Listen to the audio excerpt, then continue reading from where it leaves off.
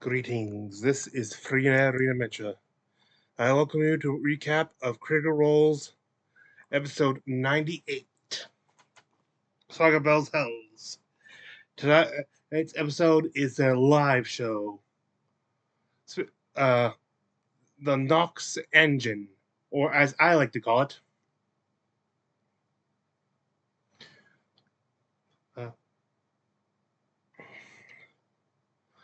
The Deathbringer at the live show. As we enter the episode, we meet our Master of Ceremonies, Brendan Lee Mulligan.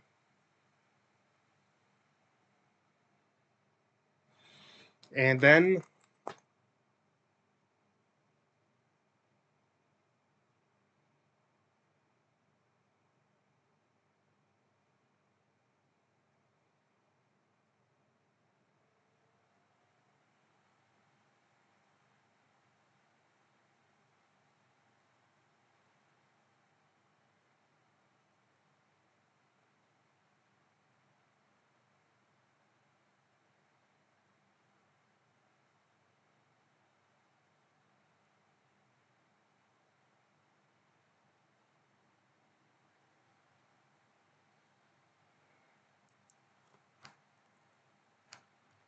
you're not just here watching some goofs and spoofs.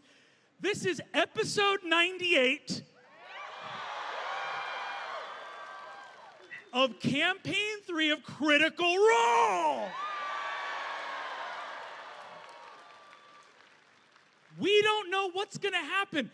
You could live witness a total party kill tonight.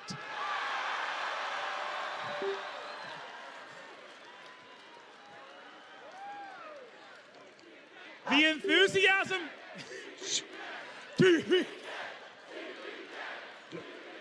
Oh, hang on. One second. The enthusiasm. All right. And You just to guys put are out, feeling the moment, but you don't see what I'm seeing, which is the 8 people in the crowd who are so deep in it that they're like, no.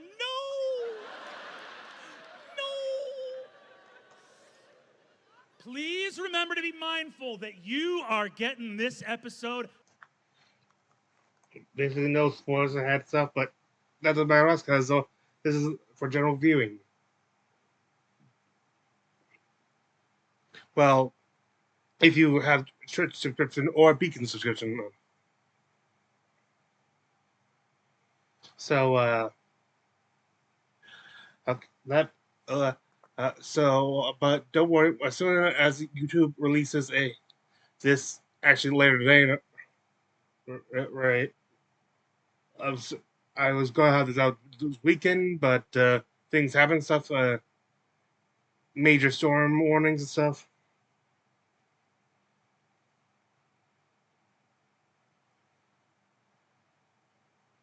Yeah, but enough of that.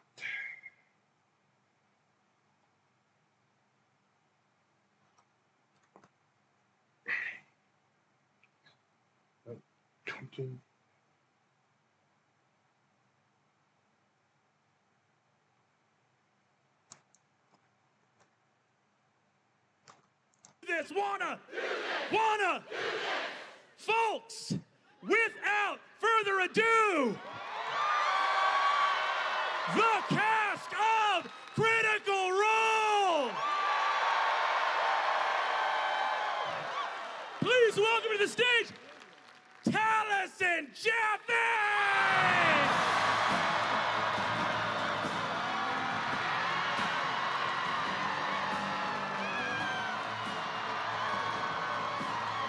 Notice the thing about his outfit? You'll figure out some. Travis Willingham!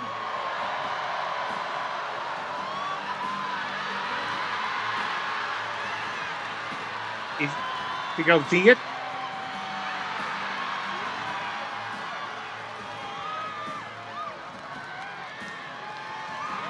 Liam O'Brien! If you're wondering what leads the team, they're dressed to resemble their characters. Stealing. Marisha Ray!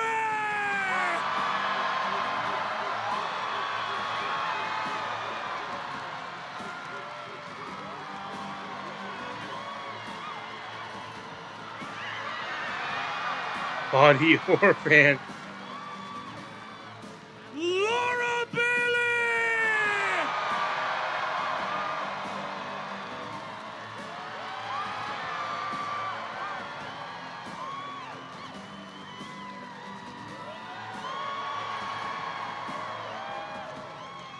Robbie Damon!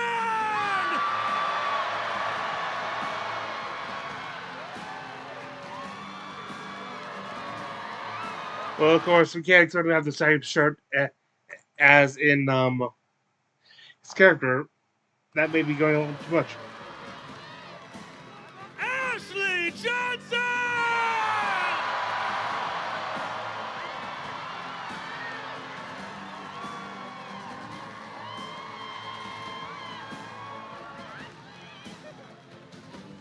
Matthew Mercer!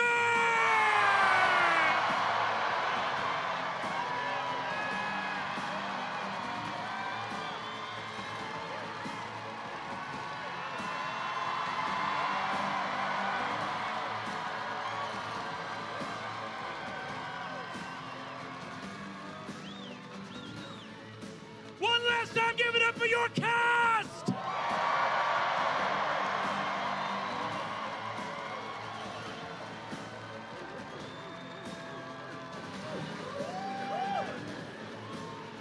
Oh, I didn't know there was going to be... I am retrieving my proper drink. Uh-oh, I poisoned them. Shh. Oh, wait, I got it.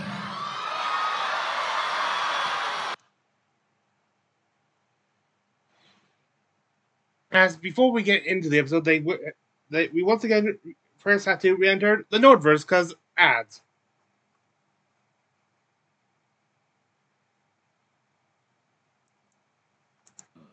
Before we begin tonight's episode, we have a quick announcement from our wonderful sponsor for the night, No. NordVPN. Marisha. Folks, the reviews are in, and Nordverse, the Reverse, is the most successful reboot of all time. Yeah, sure is. Now, sure, I could be lying. But with NordVPN, you are protected from scams and frauds, and I am no fraud. So, let's jump back into the Nord multiverse, following Kryptonic Override and Gale Force 69 as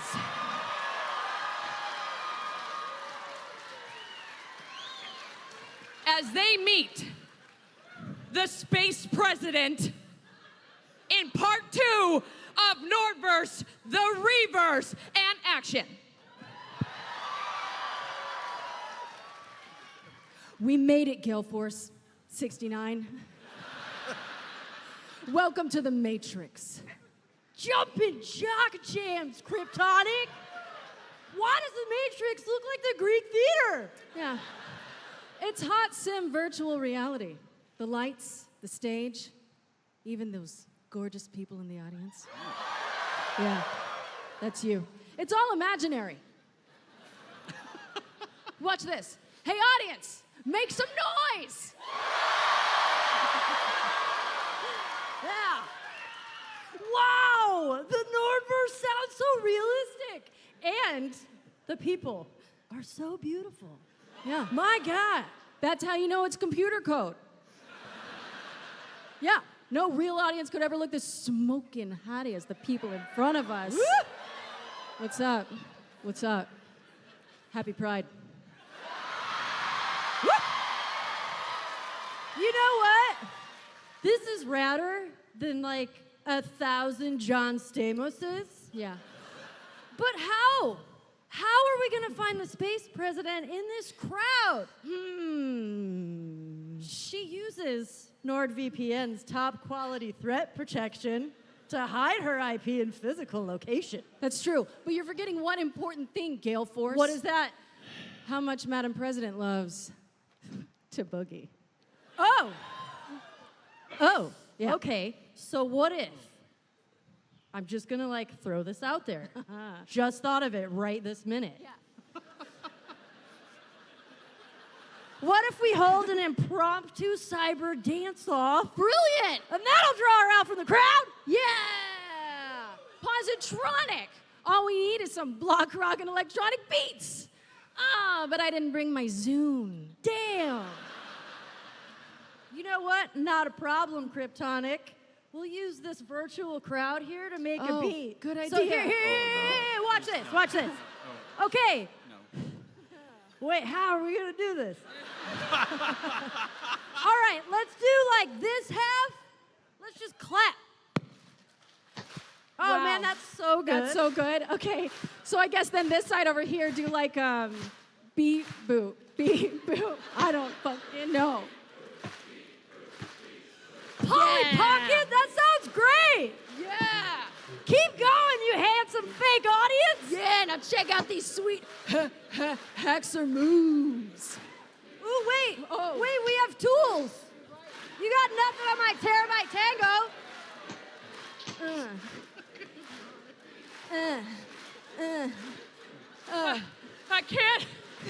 I can't resist Okay. these sick beats. Whoa!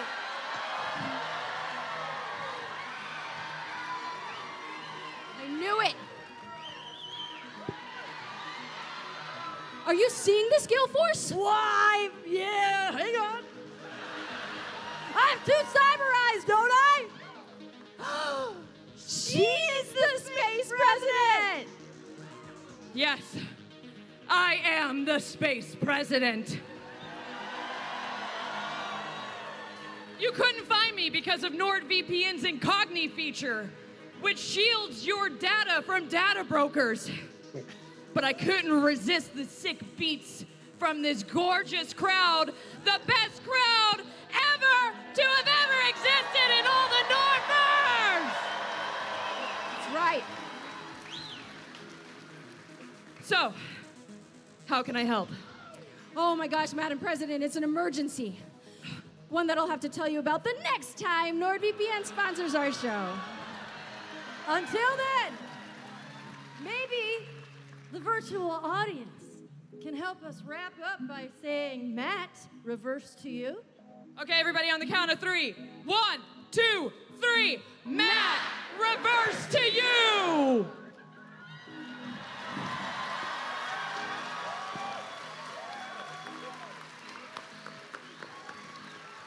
So for those of you who are not entirely caught up on your Nordverse lore and are extremely confused, that's the point.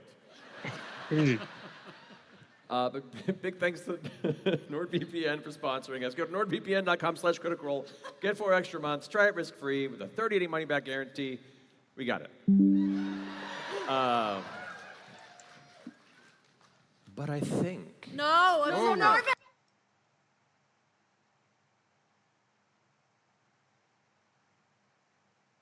And then we hit the intro and the recap.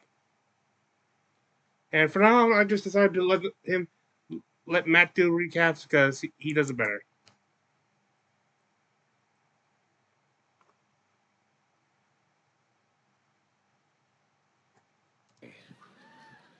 So, last we left off.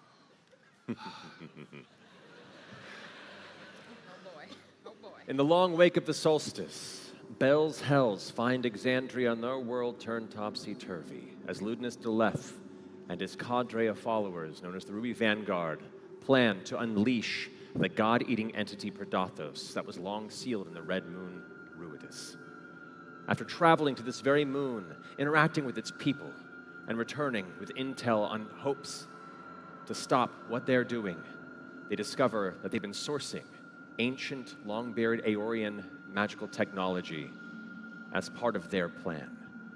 And not just that, Ludinus Deleth is there right now, dealing with a strange wrinkle in his plot with the name Dominox.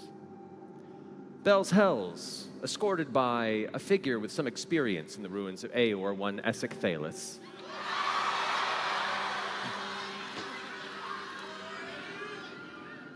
on loan from his partner,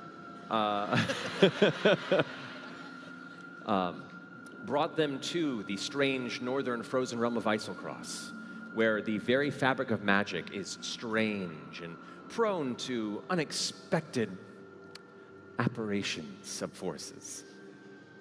They went to these ruins, delved beneath, discovered that the Ruby Vanguard that had been delving within, scattered, killed, not by the terrifying denizens of these ancient dark ruins, but by each other in strange fits of almost religious madness, carving glyphs into their flesh. Very Event Horizon type shit. Going towards the darkest depths of the basement of the ruins in the center of the Genesis Ward at Essek's guidance, they come upon a strange chamber, whereupon the ancient bodies mingling with the new, freshly dead, now dangling by blackened hooks from long chains that seem to have apparated from nowhere, almost grown from the surrounding stone of the crumbled rock and ruin. They heard from some of these long-forgotten corpses, asking them questions through magic, hearing things of a Nox engine, hearing that Dominox was once, or may still be, a grand demon of ancient times, sealed away and harnessed for nefarious magical purpose within this Nox engine by the mage lords of Aeor long ago, recently running rampant upon the Ruby Vanguard. And right as they discovered this, some strange visions began to come to them. First, Chetney, Poc-O-Pea, being overcome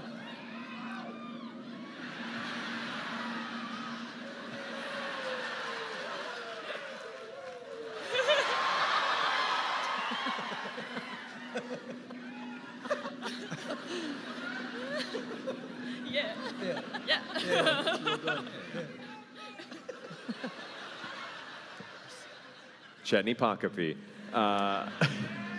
suddenly overcome with a mystical vision of a familiar darkened wood of the past and the bloodied faces of children, seemingly called from dark, maybe buried memories, asking why he hurt them, why he killed them. Uncertain if this was real or not, he had to pull himself from the vision before attacking his friends. And right as they began to collect themselves, searching for the source of this strange dark magic, hoping to either find Ludinus or perhaps this Dominox and figure out what or who is the right villain in this instance, poor Dorian Storm fell to his own vision as they passed between these hanging chains. Looking upon one of these hung corpses, he sees the face of his recently deceased brother Cyrus, who looks up at him, dead, sunken eyes, saying, "Why have you done this to me, brother?" And it's here in these shadows, Dorian Storm, the blood pouring from his blackened sockets. Here in the shadowed expanse, the rest of it just a shadowed dark blur around you. Cyrus looks towards you from that shadow. And this vision of Cyrus continues to blame him, but says it's not too late. It's not. He could still be saved somehow. Mentioned something of the solstice, souls of the solstice being in a state of limbo.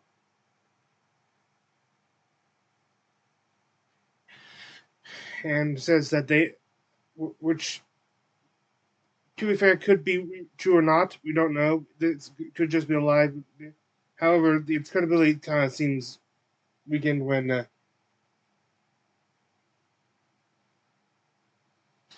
it says that they are trapped within the engine.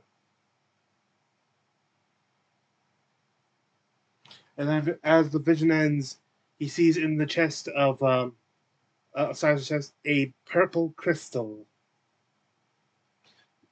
infused with runes.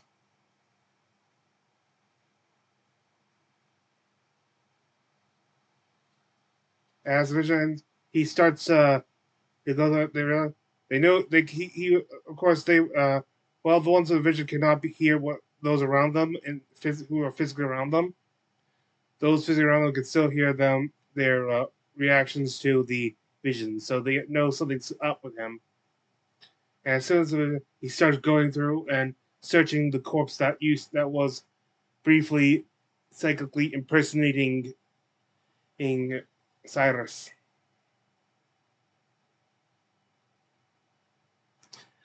Searching it, triggering off armor.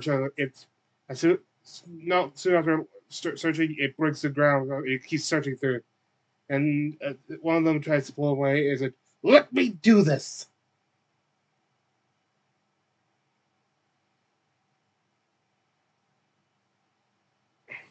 But the search comes up empty, and there's no purple crystal.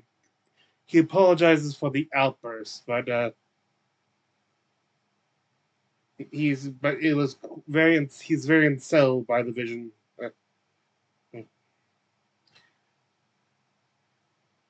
And they make a point to say, "Don't trust your eyes." Like clearly, they're not reliable right now.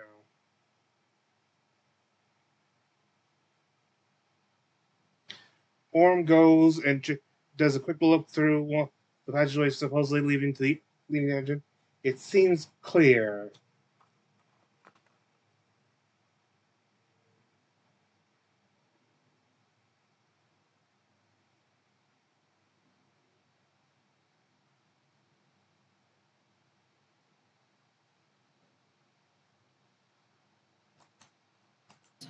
To release him.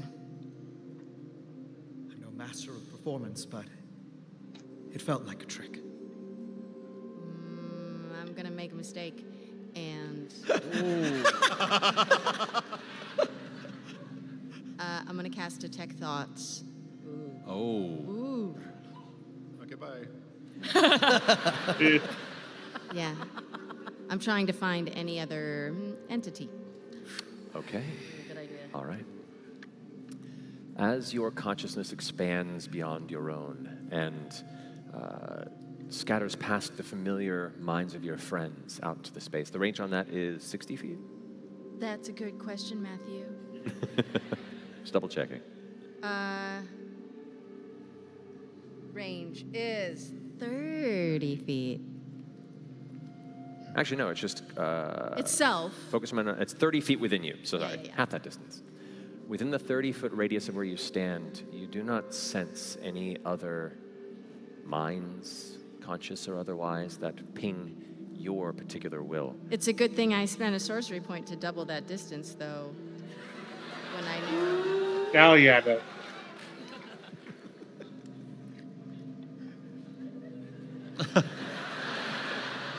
Just making the face. Yeah. I will say on the very outskirts, on the left-hand side, just barely at the range, you briefly feel the presence of something, and then it's gone. Like it was within the radius and then moved out of it. This is the left-hand chamber, the one opposite of the one that Chetney stopped at. Chamber left. I'd also like you, Imogen, in opening your mind, to make a wisdom saving throw for me, please. Oh, come on. Do you have advantage? Because you juiced us up. Oh, Wait yeah. a minute, wait a minute, wait. Motivational speech. Motivational speech.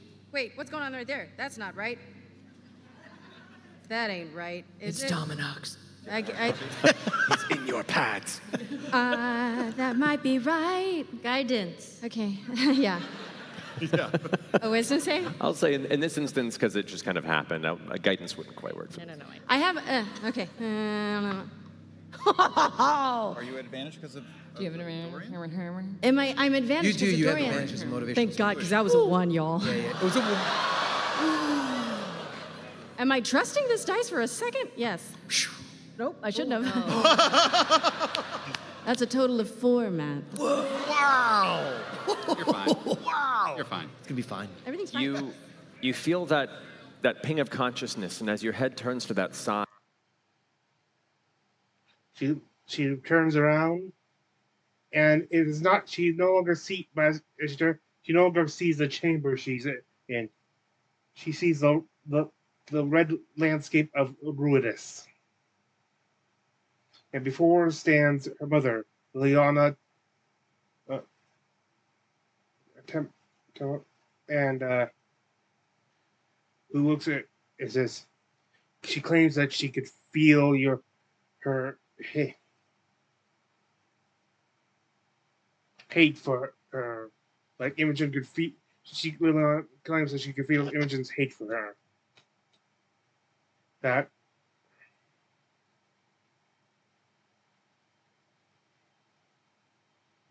That saying that all I did to keep you safe, and you still hate me for it. And Imogen just immediately calls bluff, but I don't hate you, Mom. Mm-hmm.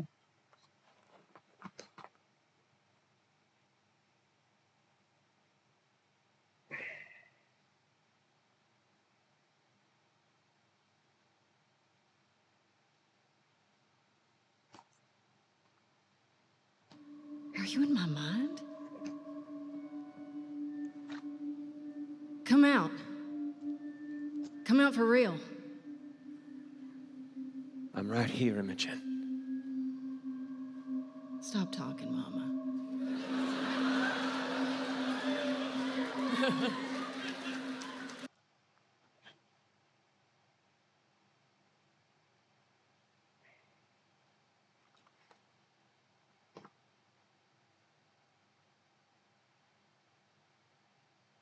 And so,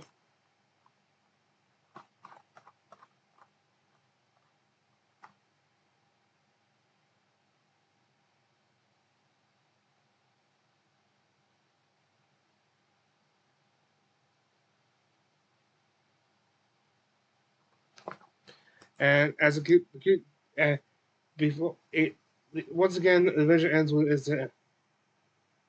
saying, in order to save the present targeter or the supposed present target, they must destroy the pinion. So, of course, we're sensing a theme here.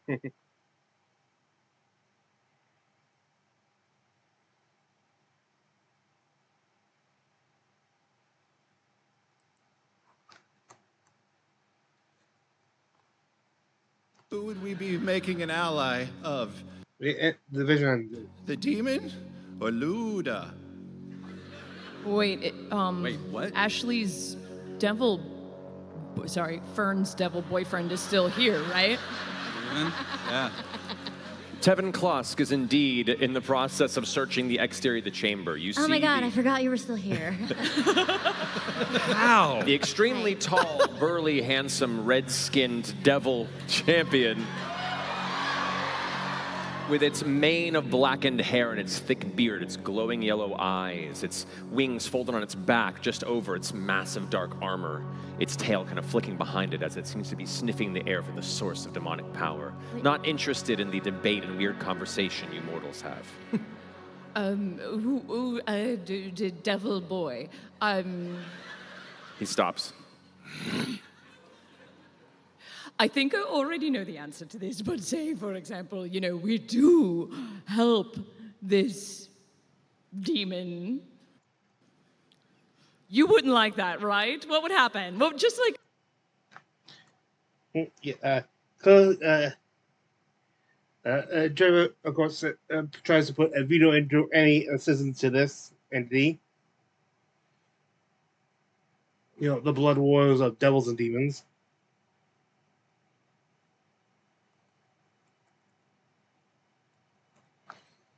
Yeah. But if we destroy that pinion, and then later we destroy that demon, then he'll go back down, and then you can kill him for good, right? Do you know how easy it is for a Grand Demon to return to your realm to get vengeance? Not Do you want to find out? No. I feel like it's probably very easy. Yeah.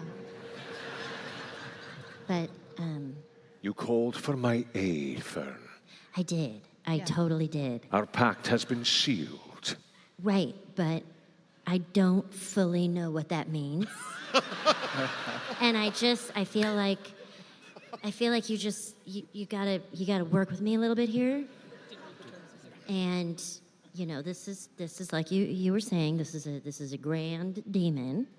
So we just need to think of like all possibilities here. I know we have a pact, and I'll do whatever. Have you asked what that pact? What is that? What is it? What is that pact? You've bound your energy to that of my master, the Lord of the Hells. Huh? The thread of fate that pulls you through the great matron's skein now runs dark with his influence. The smell of brimstone will now follow where you walk. And would you need aid whenever you need his help, perhaps he might be there at a cost.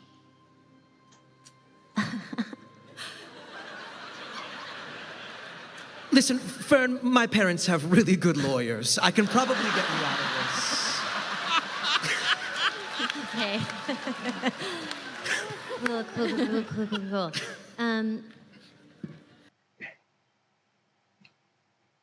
Well, anyway, as I said, her energy is bound to stuff. She can also ask for aid and stuff, but that might be a cost stuff. Also, I'm not sure if this is part of the cost of it or just a side effect of it. The coroner, she will. There will be minor changes to her.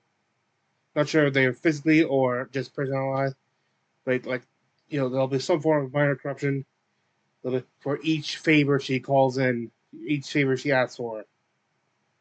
And of course, based on his hint at the natural thing, of course, she is, of course, now hellbound. Like, no matter what she does for the rest of life, I bet her soul will probably belong to will almost certainly belong to Asmodeus afterward, and she'll be, meaning her afterlife is now definitely the hells.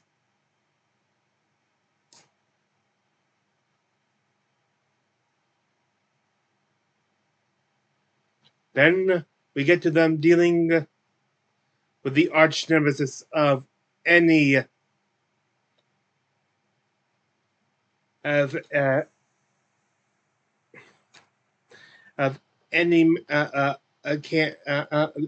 group of Critical Role, what be it Vox Machina, the Mighty Nine, or Bell's Hells. Then their all-time nemesis. Closed doors.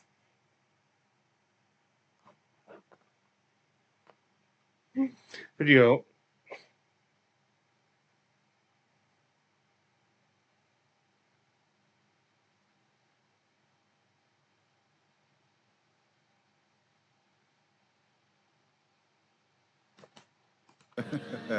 Orm said is at the bottom.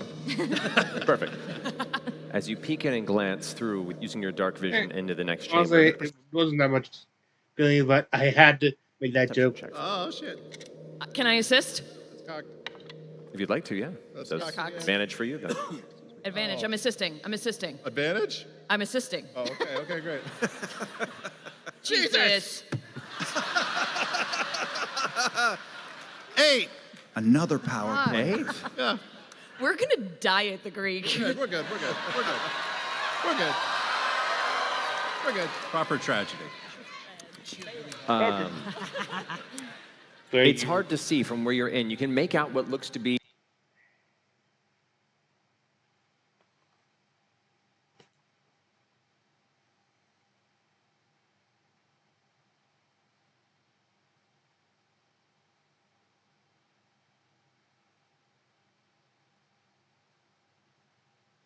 They find a room full of many experiments. And there are 2 other doors leading from it.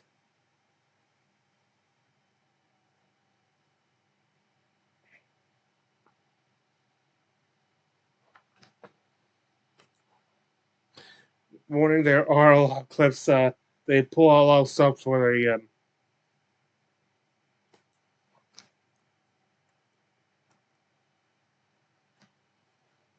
dull red-brown, almost like a burgundy scale mail that's just kind of sitting there, kind of in a clump. Drink it. Taste it. Does it look Twist like it. it's Lick it. coiled? Bop it. Yeah. Does it look like it's coiled in the drum, or? No, it looks like when you throw a piece of laundry in the corner and it just kind of clumps up.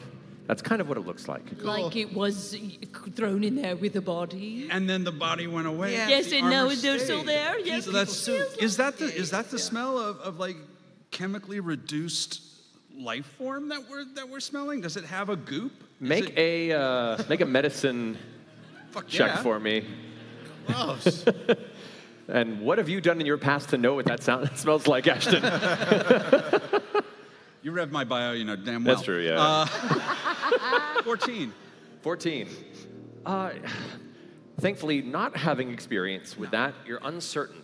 It's adjacent to a blood like iron, but it feels unique. It's not quite chemically either. It's just different, and it kind of makes you feel a little shivery up the spine when you get the smell. Can I lift the armor without, so we're not touching it? Silicon. Yeah. The thing in the barrel? Yeah. I haven't even poked it yet. Oh, well, if you want to poke it. All right, fine, poke.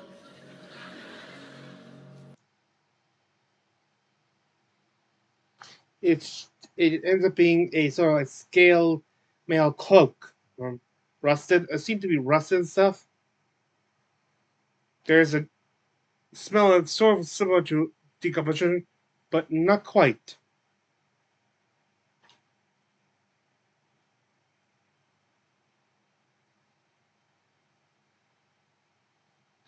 As they go on, Orin starts to hear from one of the doors. Here, using his ridiculous perception, so move it, and the slight sound of breathing. Before he goes, while he's doing this, they also now acknowledges the table in the middle of the room, which has many rooms.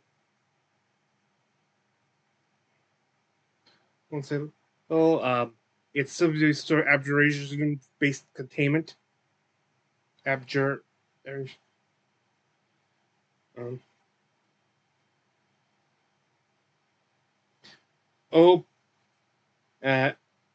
then uses an open mind ability to detect from a presence.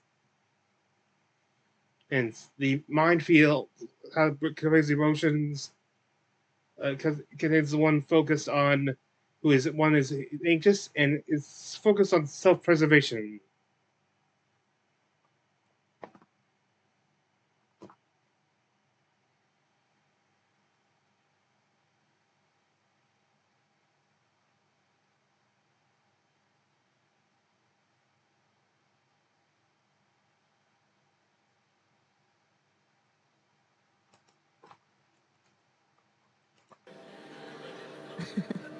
I walk up to the door and do shave and a haircut.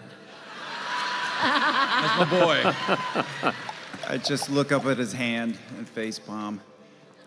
What happens? There's a long, still pause.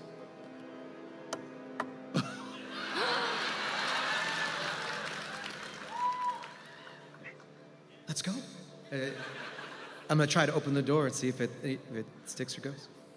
The door This will be opens. Inside a darkened, what looks like a closet, there are just clutters of fallen metal, jars and shattered glass, and what looks like tools and strange implements used for enchanting or other unfathomable crafts. And a figure huddled defensively against the back wall. If we could have... Oh, I freaking knew it. I freaking knew it. He would show up for this. Oh, no, I'm gonna cry. If we could please have Sam Riegel come to the table. I freaking, like, going into this before I even won, I freaking knew Sam was going to show up. I knew they were waiting for that was going a long way. And the kid just for character development. I freaking knew they were waiting to unveil his new character at the live show.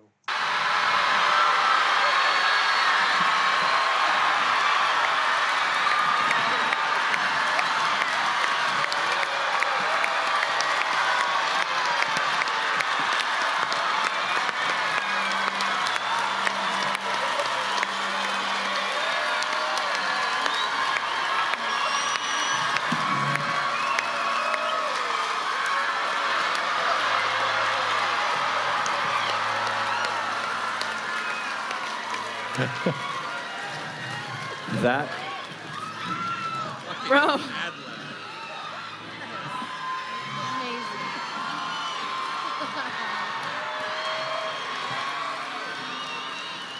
Dude, you stole JoJo Siwa's new look.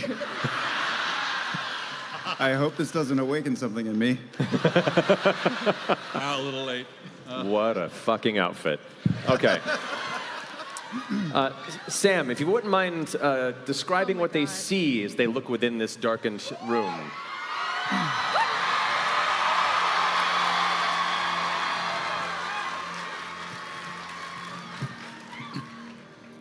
In the history of Exandria, there have been many hot minotaurs. Of course he is. But perhaps none as hot as this minotaur.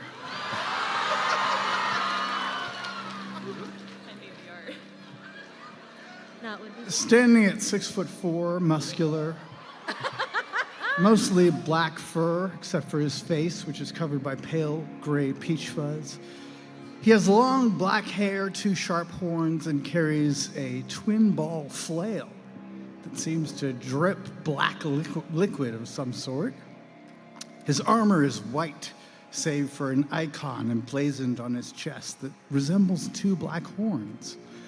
When you see him, you notice that everything on his body is black or white, except for the blood pouring from his throat. He appears badly injured, gasping, stumbling. Please help me. Help me.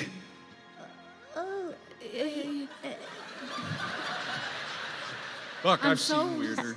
I'm gonna. Are you Dominox? Because if so, I told you he'd be hot. Are you Dominox? No, you can't be. No, I'm not. I'm not Dominox. Name's too literal. Insight check. Ooh, good call. Make an insight check. And you can make a persuasion or deception, not saying which, and let me know the number. I only rolled a 4, so 18. Not cool. Good thing I rolled a 20. Are you Dominox? I'm not Dominox. Okay. My name is Breus. Breus. Of course. And, you know what? I'm going to do a divine sense. Okay. Just to see if these guys are evil. This is a possibility, by the way. In between. Ooh, that's a good question. You know, I want to know too. It's interesting. You pick up.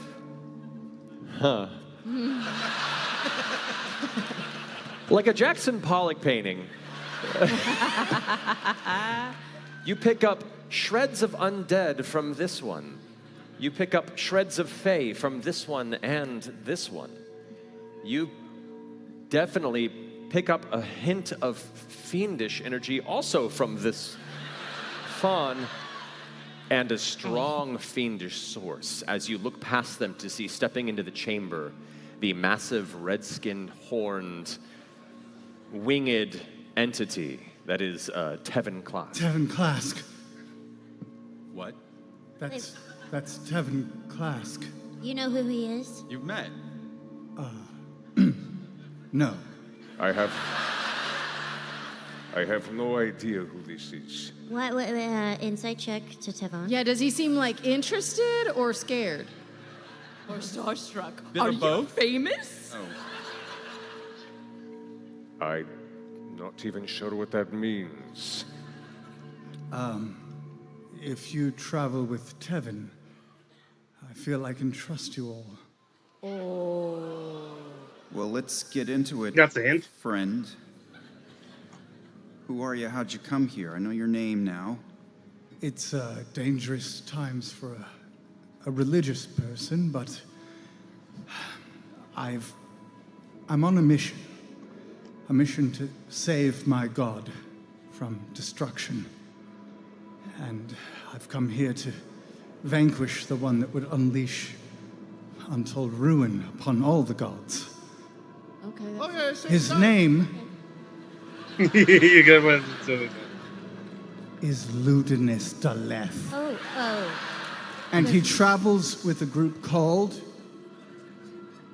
the Ruby Vanguard. Yes, so right. They've made something known as The bloody. the Bloody Bridge.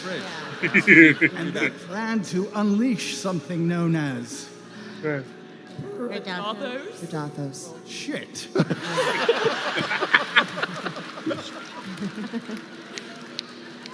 Predathos. Yeah. Redathos, yeah. I'm too amused by this shit. I'm just gonna toss a health potion. Thank you. Here, you just take a. Mm-hmm.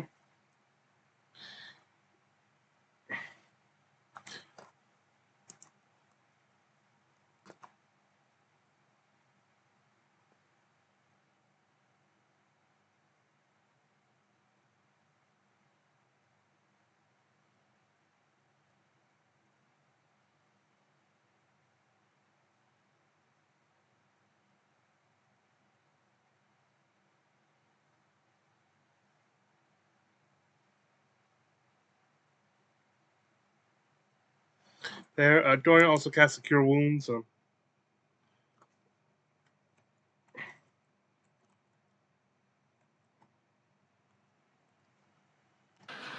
I like him.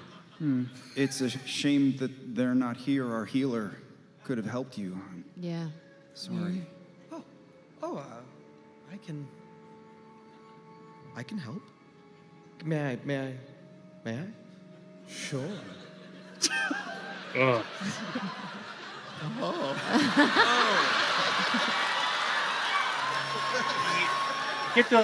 This is just how I expected this night to go. This is everything I was hoping for. I'm not sure if he's bisexual or if he's pansexual. But I'm doing Cast Cure Wounds on our new friend. Happy Pride.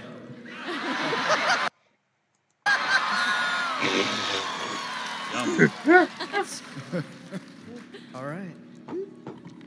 Hey, that's wow. 3 sevens for our lucky boy. Let's go. Yeah. 21 plus 3, 24. There you go.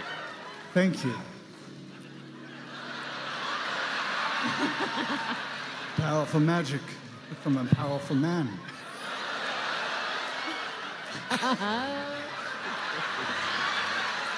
You got me halfway. I'll take care of the rest with my own hand.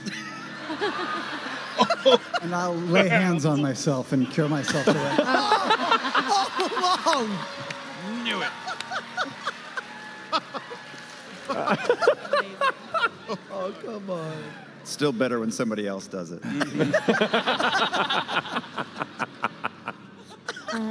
Brayus, what are you doing here in this closet? God damn it. What's a centaur like you doing in a closet like this? It's really. You there, what's your name? Me? Yes. Oh, my name is Fern. I like your knees. They bend the way mine do. Could you maybe try to draw them? They're backwards. Yeah, they're backwards. They go the other way. Just like mine, yeah. Oh, yeah. Nice hoofs.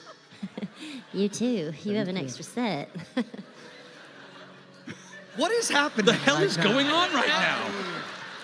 Anyway, he explains more how he infiltrated the Vanguard with some of his followers.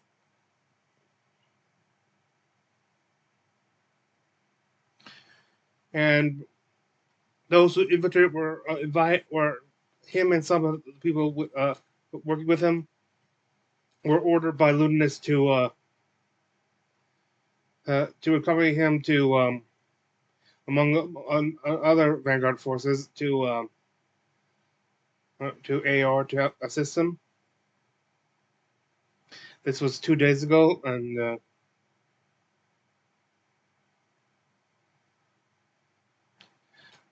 stuff. And they were biding their time, waiting to strike Ludinus while he's alone, and could feasibly try to take him out. Alas, as with the rest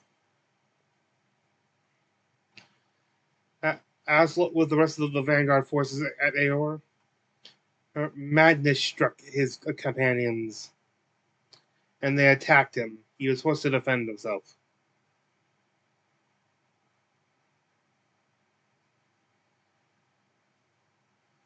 And as they finish this up, Ashton is suddenly also struck with a vision. One back in the caverns of amongst a crater with bits of metal everywhere.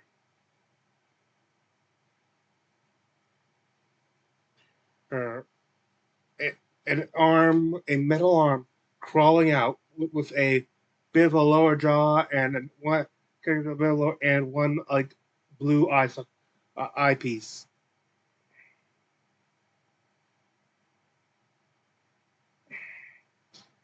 And for this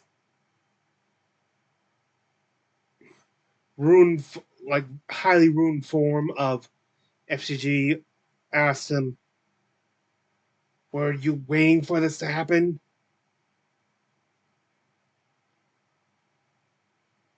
And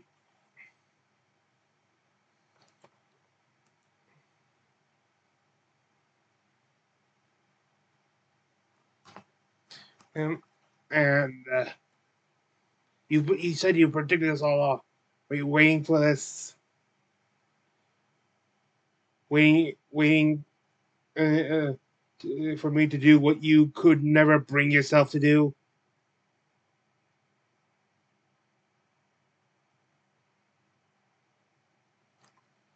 And well, Ashton's response.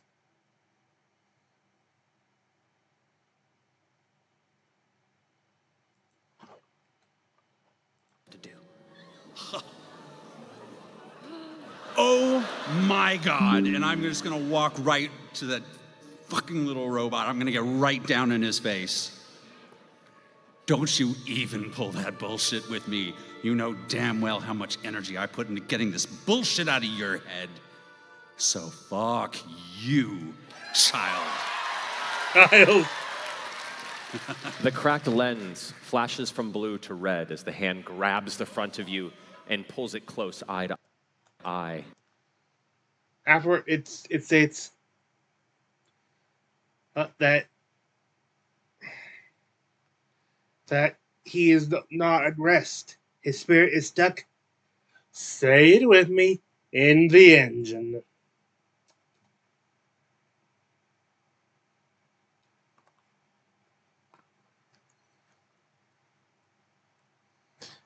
This thing is this Grand Demon is thoroughly unoriginal. And you're back in the chamber with your friends, and all the rest of you have watched Ashton talking into the air for the past moment. Ashton? Who the fuck are you?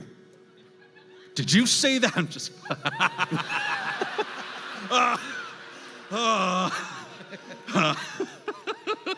that really isn't fun. Yeah.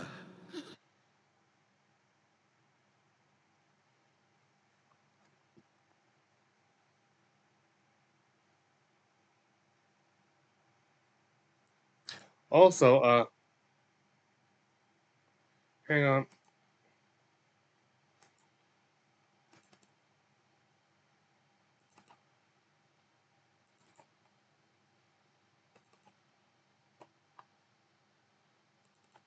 We also on the here we get to see load, you piece of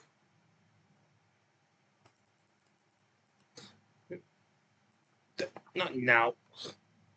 This, and I wanted to point out, level 14. This is kind of ominous. Because every time they've had a character who's been a level higher than the rest of the party, it has either been a temp character meant to die.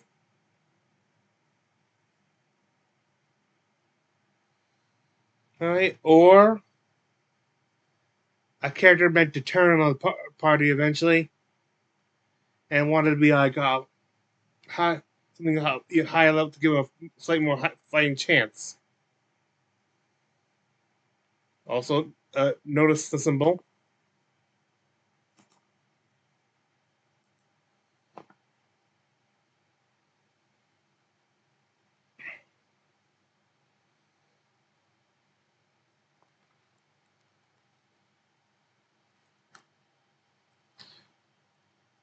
Oh, yeah.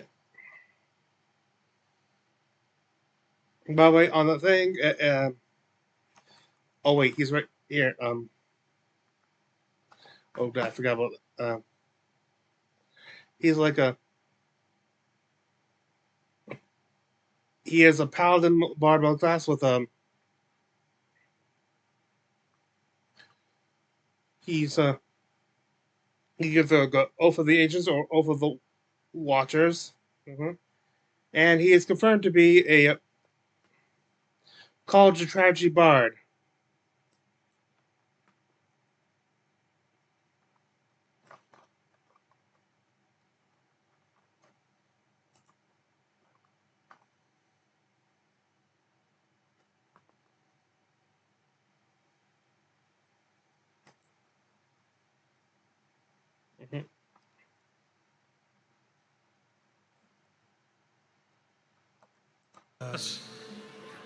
Let's in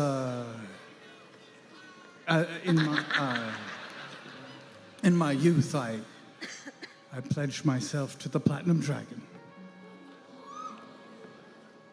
Insight check. Make an insight check. I love how it says it's the symbol right there. 20. I have fucking good insight. 24. 33.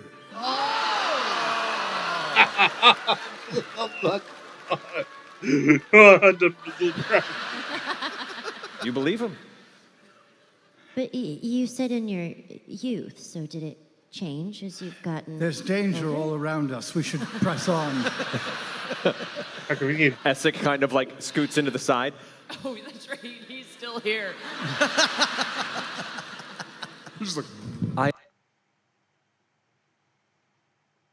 I do not mean to intrude, but you've apparently acquired a rather large ally, enemy. Do we smite them? What is the plan here? I'm very confused. They'll keep them around for now. You two, No. We are bound, yes. Well, understood. I'm sorry for speaking to her. Yes, we're No, very... lean into it. Yes, we're bound. You have We're two so men bound. fighting over you. This is awesome. Yeah, Every moment of this is hilarious. we're we're so bound. I am Very, also very much. bound to many. Oh. Well, of course. That's totally fine, because so am I.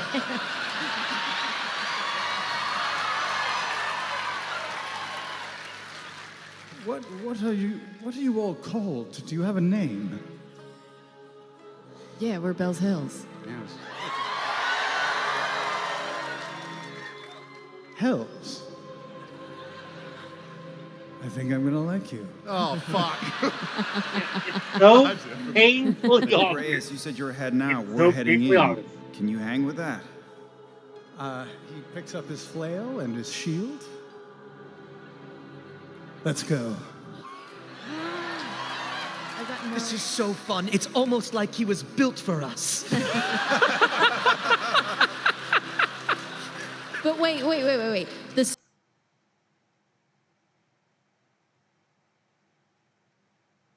They asked about the symbol of the chest, which I point out is that they tried to try to remember what it is, but couldn't quite figure out. It claims it's the horns of the Platinum Dragon. Any of you know? Well, your symbol, so stuff that you know, that's not what that is.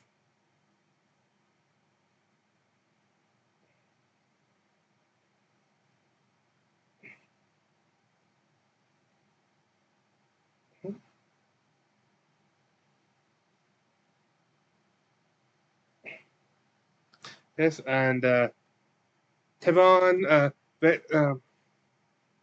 comes up, keeps on spilling, and said, "Yes, I am the champion child of my god." Is it?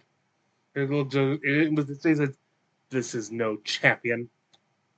Well, champion. He said, "Well, champion herald and stuff." Really, I think he's just herald and stuff. I'm not sure what the actual term, what the difference is right now.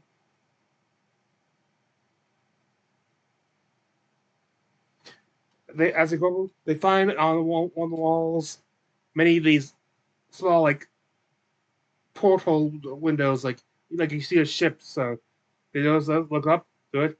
They notice Chetty's looking through it. Notices that it has thick glass, and takes mad for making sure it wasn't just an opening.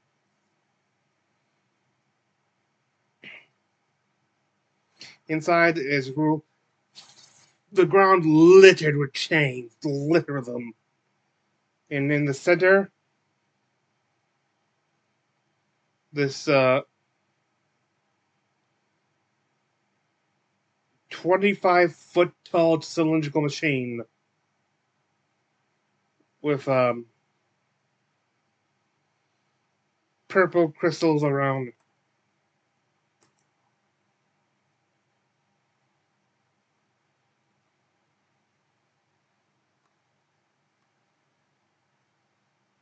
It is above the machine is this platform with 4 curved pillars on each side. 4 curved pillars are flanking on all sides of what is the center. A purple. They have found the engine room.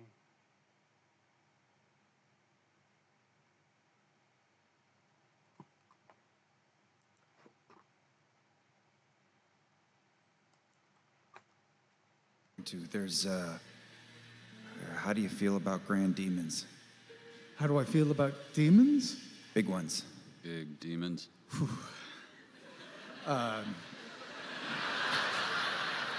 They're bad?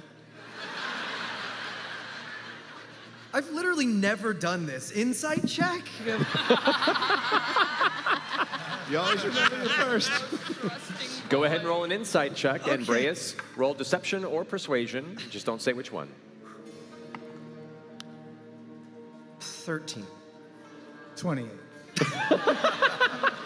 You know, you're not going to mess with a bard, buddy. Wow. But you said most people don't like demons and devils. Wait, there's a difference? Oh, that's gonna hurt Tevon.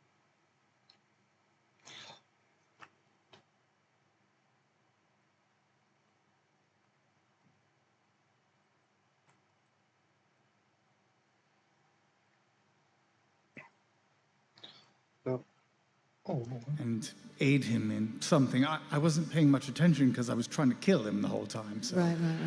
You're supposed to be paying attention, though, if you're trying to kill somebody. That's the whole... That's maybe why I didn't succeed. That's... You're very pretty. Thank you, so are you. I know. Focus! Yeah, right. Sorry. 24.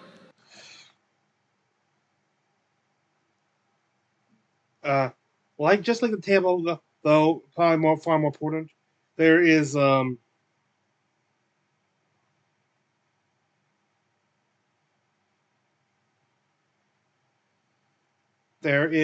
abjuration-based containment magic, as well as a transmutation-based extraction in the air, according to what they can determine from the runes.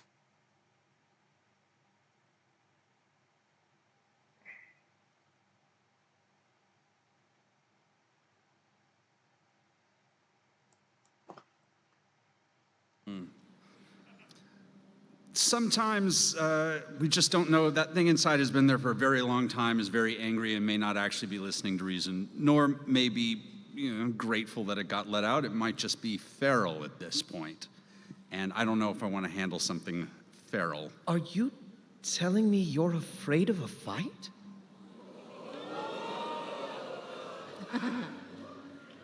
I'm never afraid of a fight. I'm afraid of losing. And that feels like a losing fucking battle. As you point out through the porthole where there was once an empty chamber, you now see standing in the middle near the base where that crystal is, a small girl. Maybe 5, 6 years old. Hi, baby. Bye, Travis.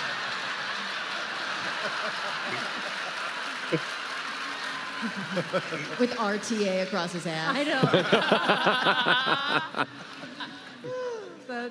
I'm feeling better about our odds. Even. Do we all see this little girl? Yeah. After all, they are noticed by the girl.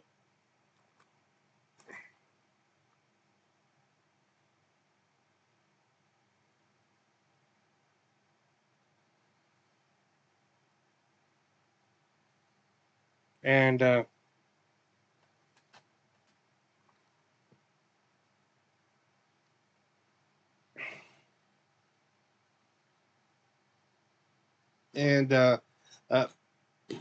what's it? Action? Yeah, it was action. What Rock's taps glass is it? Hey, let's make a deal. But Lana is trying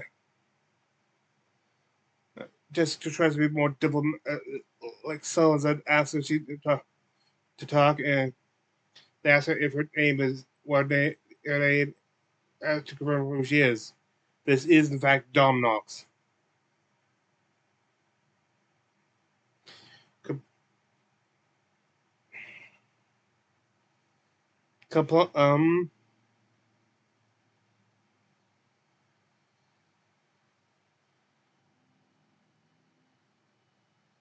She's complaining about the dark Ivreta, and says she would like revenge on those who imprisoned her.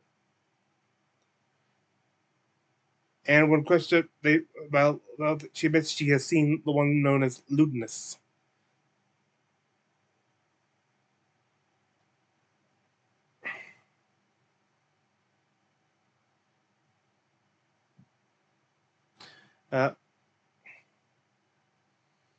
When Lana compliments this supposed girl on what she did to Ludinus's friends he came with, her response was, "I was hungry." She claims she can still feel Ludinus nearby, but can't pinpoint him due to his protections.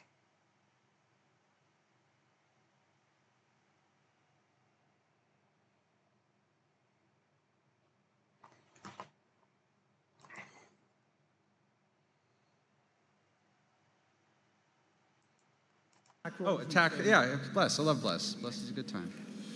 All right. Everybody. Yeah. Hell yeah. Everybody, what level are you?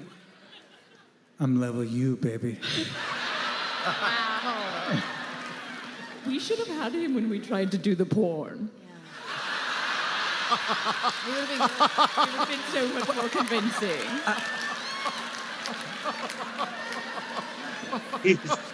That one. Some things are better missed. You should have been here too, Dorian. You'd have been great. You could always make the next one noir. Sequel. The little girl turns around a bit and begins walking towards the engine before she fades. And you just hear her say, "It's so dark." Oh, I just feel so bad for her. Mm-hmm.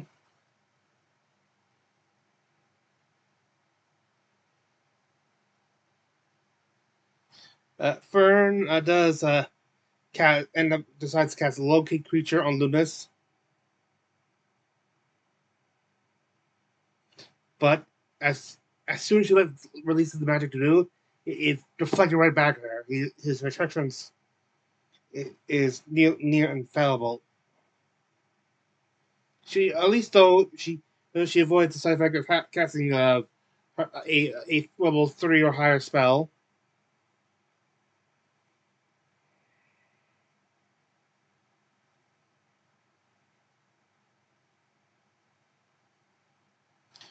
And Trevin descend into share slowly. Ashenfern and Exosufa, as eventually all of them make the descent now.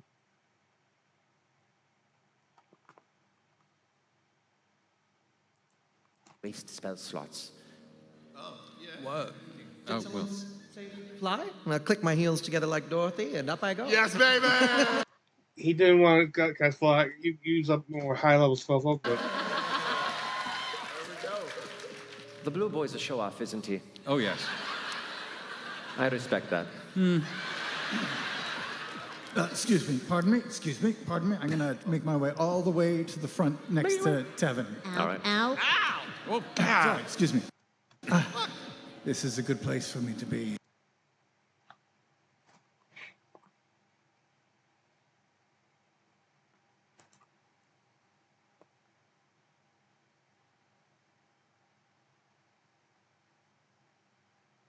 as they fit all rest of the last one enters the room, the doors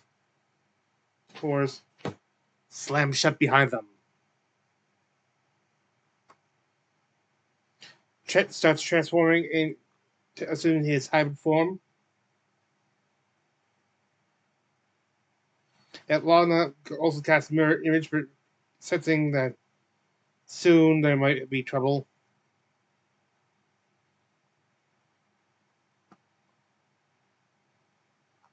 She claims that they try to say, "Calm down, Kima. You said you were so hungry, but you feasted now, right?" And then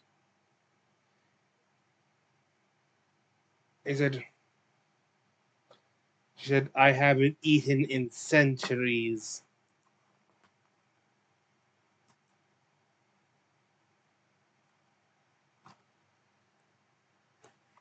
Buffet back there. So are you good now? Are you good to where we can make this deal? I know it's hard to think on an empty stomach, so. I haven't eaten for centuries. I'm so hungry. As the room just kind of quakes, the vibrating voice itself so bassy that the stones and bits of shale on the ground kind of shake along before it stops.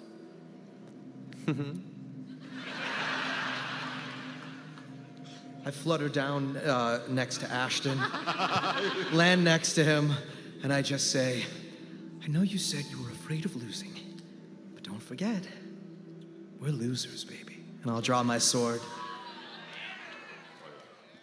Yep. Uh-huh. We can make a deal, though, kid, right? I mean, you don't want a bunch of mid-level cheeseburgers when you can have a Michelin star elf. After all, you eat now, you're stuck in here, so no dessert. For a very long time. This is what Dominox looks like right now.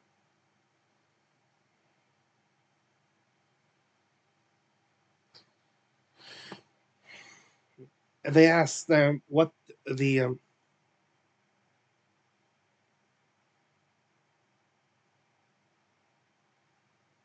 their she does criticism that the purple crystal is what Ludinus might seek.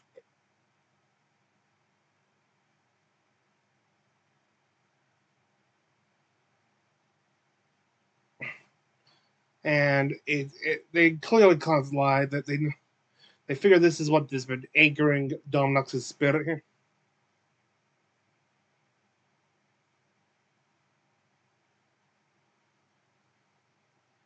Mm. Mm-hmm.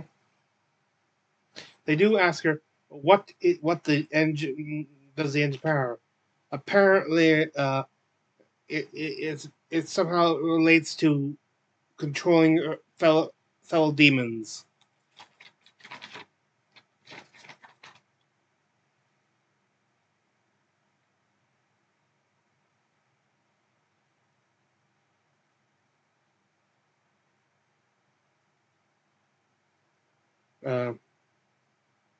They try to convince Dominox to aid them, saying Luminous is all that's left of the kind of people who is of the same kind of people. All that's left of them that imprisoned it for centuries upon centuries.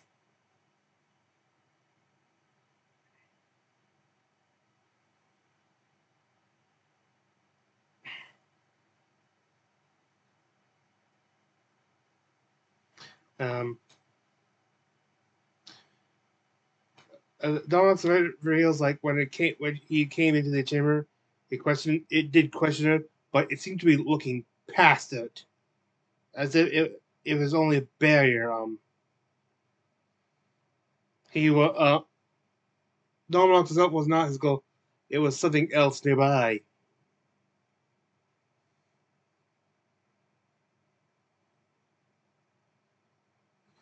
As Tiffany tries to get close to the door on the side of the room, the chains suddenly lash out lash out from the girl, hooking him and swinging him off the ground above her.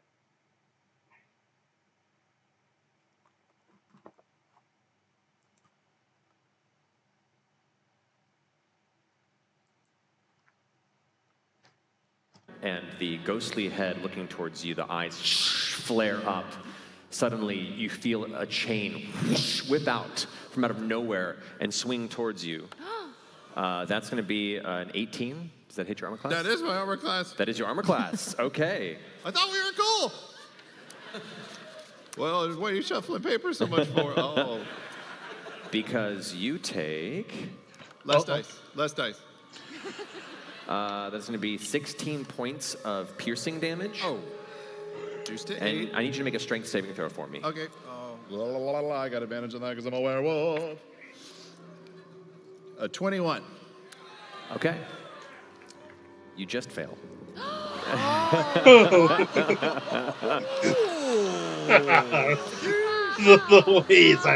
This hooked barb at the end of the chain seems to spear into the back of your woven shoulder and wrap around your arm, and you are pulled off your feet and up. You guys watch as out of this little girl, this like almost spectral dark chain, not unlike the blackened hooked chains you've seen emanating from the walls and ceilings of this ruin, strikes off and in an instant pulls Woven Chetney up next to her on top of the engine. You're like half bound by it, but you're not restrained, and the voice goes, "You promised you'd destroy it. Destroy it." Hold on. It's in me. It's in me. Maybe we should listen to the little girl. What's behind the door, sweetie?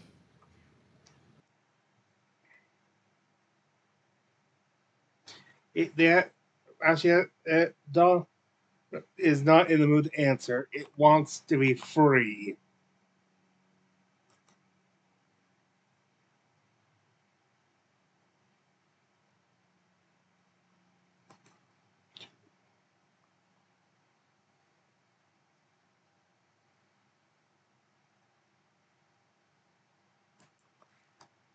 I could try. Should I try? Well, I don't want you to die. We have a bad habit. Very nice of you. Yeah, it's. You just met me. Well, yeah, that's true. All right. But I feel a connection to you, you know? Really? Are you single? Okay. I'm not sure. Oh.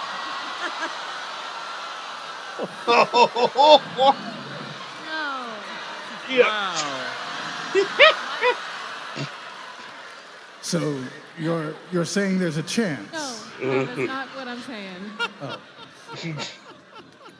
The rest of you, as Breas is climbing up here, staring at this crystal, Chetney's still like standing there, this like hooked chain wrapped around his arm. The little girl, her eyes wide, is like leaning forward, and as she does, you see a special shape of a very large.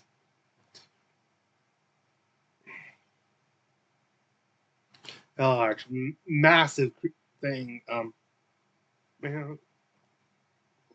Like the outline of horns come into play, and as Dominox starts to assume its true form.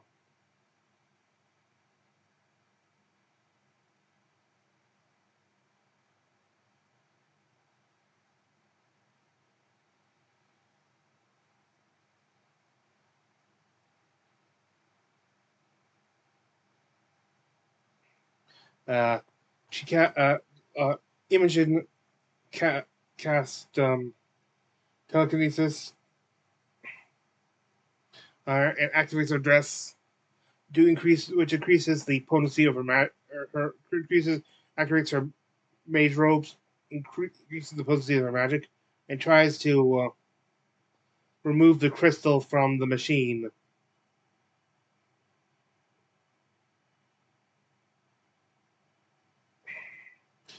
But it cannot be freed by it with the amount of power she's putting into it. As they're in the now fully revealed.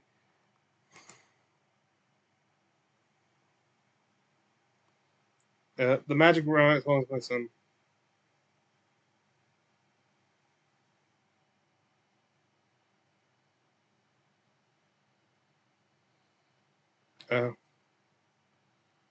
It attempts to bargain with the creature to get. That makes a bargain to take the crystal if it will release him from the hook, which it does. It does leap at the thing, but it.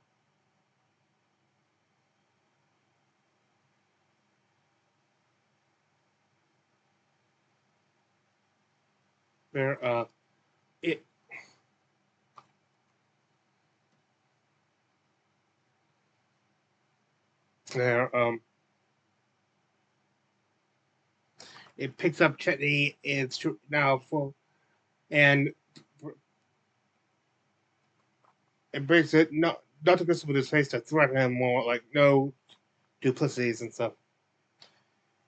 Or was attempting to make it to stealthily approach the door, but on the demon's tail, a second like serpentine or draconic head is, and it spots him.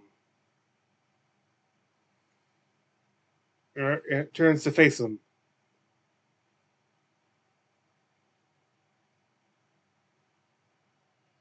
And then Lana casts animate object on the door.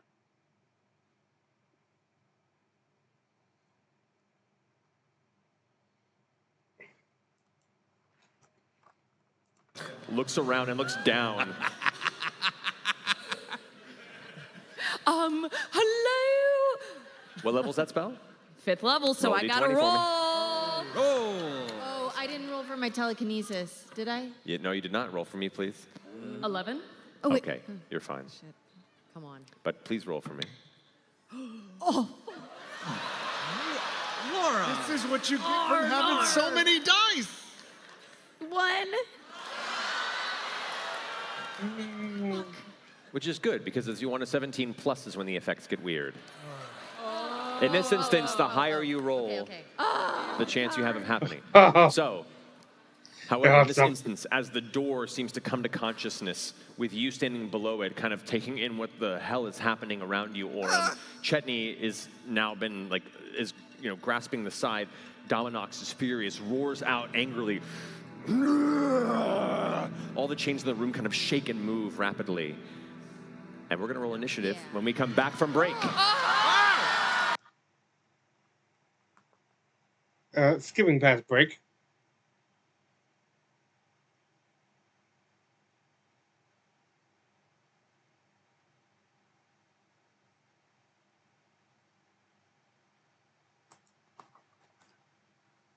Across the interior of this chamber, with the slowly rotating gem there. Could That's a sick shot. Yes, Cams. Yes. No. Oh, I don't like that. as that there is Dominox. It's just in a little full girl. They just revealed the enemy. Oh no. Wow. Can we go back to the creepy little girl? It's Tigra from Thundercat. In which you are, Chetney, held by Dominox still. That's how big he is. Oh no. Yeah. We have Essek and we have Tevin over there. Please describe where on this chamber you see yourselves. I currently have over in the back by the doors you, Orem, as that was where you were last. With Lana, I think. Yeah. And Lana, you're I back here as always well? knew I'd die by a furry. That's the correct. That's so cool. So, Imogen, whereabouts do you see yourself? Well, let's see. I was trying to do the telekinesis thing, or right around there. Seems Around about here? right. You got it. All right. And where is the door on the opposite side of the room? You came in through this chamber here. Okay. This is the double doors, the massive double doors, That's all which barred one up. of them has been made alive. Yeah. Fern, where would you like to be? Okay, I think, is Tevon over there? Or no, Tevon's other right side? here. Yeah. I'm gonna go by him. All right, you got it. Dorian and Ashton. Where do you want to be? Let's. I was up hovering by where Breas had kind of climbed around the spires surrounding the. Okay, so I would have been about like 10 feet back from there because we had just had that talk, Okay. and I was still just. So whereabouts? Is there a Minotaur mini? I think right to the right of Imogen, maybe. Sure. What do you think? I think that's great. Yeah. And Dorian, you said you were flying. Yeah. Let's put you whereabouts? Chet told me to. Near the rotating spires. Okay. Yeah. So you'd be right about there on the opposite end of Dominox. Or I think I would be on the other side of Imogen, just because. She'd be. Yeah, like towards the giant clusterfuck of demon. No, like This yeah, way. but next to Imogen still. Okay. I just like I would be a physical barrier. You got it? Well then, I need you all to roll initiative, please. Yep. This combat is brought to you by WizKids Mini.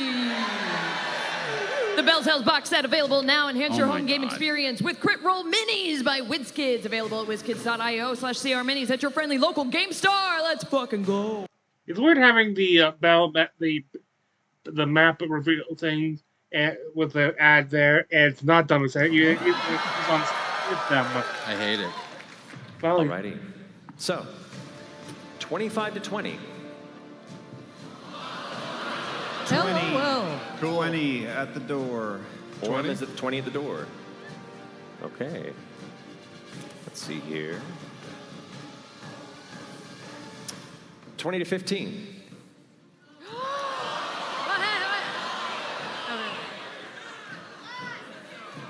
I rolled so poorly. Oh, that's right. We do have bless. Oh, we do. Oh, we do. Wait, do we add that to bless? Not to. Bless is an ability, it's an ability check, so Oh. you add the d4. Oh, okay. Hold on. That changes things. But only. You talking about bless? Mm-hmm. Yeah. It's just Fern, Chetney, Oh, never mind. Boo. and Dorian. Wait, and you can use because it you as realize the time? level Yeah, is not anytime. time box. Yeah. It's ongoing. Attack So- saves. Yeah. 20 to 15. Good, Chet. 13. Oh, 13. All right, 13 over there. Rollies? Wait. Rollies? Rollies. Rolly. I got 12. Oh, okay. I got 14. I'm sorry. All right, so we got Dorian 14. 3. up. All right, 15 to 10. 12 for me. 12 for Fern. You got 13, right? Me and Breas and have Laudna. 14, so Okay. So wait, you and Brace have 14? No, we both had 13. I beat her in rollers. Got you. All right, so we have... And Fern, you were 13? I was a 12. Or you're 12, sorry. All right, got it. I'm also a 12, but ladies first. This is Alrighty. No, rollies. So, and Laudna, you beat him in rollies? no, he beat me in All right, got you. 12. 19? Okay. Reyes, I missed this. Laudna. All right. And then Chetney. Orem, Dorian, Breas, Laudna, Fern, Chet. 9. So yeah, you... Ashton. 9. And, 7. all right. I rolled a 1. Imogen. All righty. Oh no, so that's 4. I didn't get the bless. It's 4. Yeah, there you go. All right. So Tevin actually is going to go first. Go Tevin.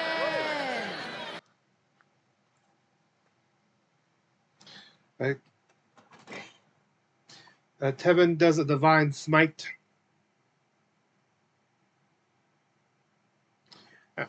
And it immediately inflicts, on top of the normal blade strike, 68 points of damage. Orem waiting, doing stuff like knowing, suspecting that Drawn's next action will be to open up the door and stuff, and not knowing what on the other side, holds his action in case he needs to attack anything hostile coming in.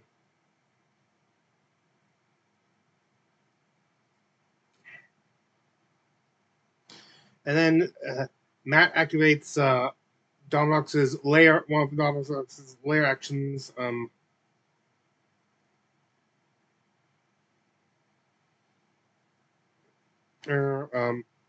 Writhing chains.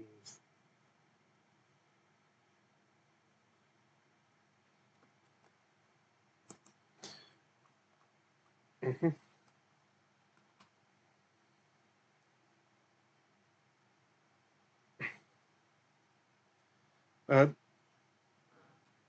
You and snare.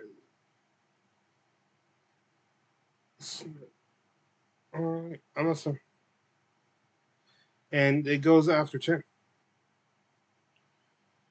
Stuff. Also, Lana, Fern, Tevin, Ashton, and Imogen. They all are snared by the change. Pull closer. By the way, when making the saving against this, one of them rolled 19, still failed. So I think every save has got to be. They have to make the save. You've got to be somewhere in the 20s.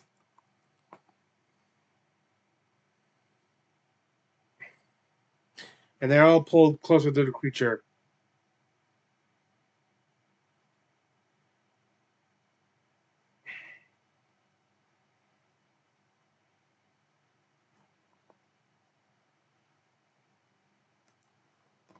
Oh, actually, do all those get pulled for? Oh, let me check.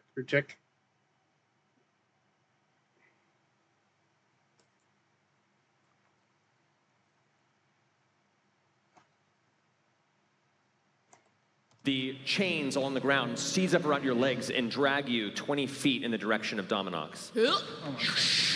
Being pulled towards it. Dorian. Just like my best buddy Chetney, 19. 19. You also get dragged now to the ground 20 feet. Except he's within 10 feet of me. So he is blessed with my aura of protection, granting him a +4 on his save. So that's total of? 23. 23? Untouched by it.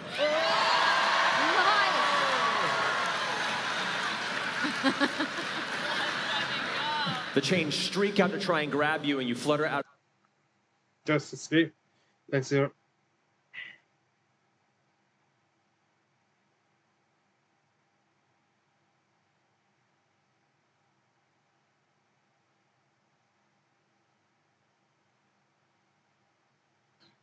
Um,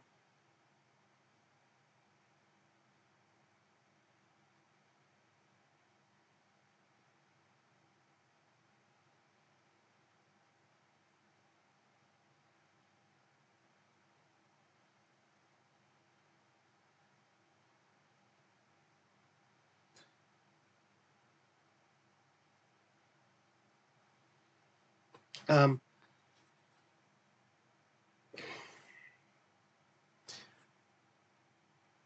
let's see, what's that? Oh, Imogen for Dominox then attacks Imogen and Ashton, dealing each 39 points of damage.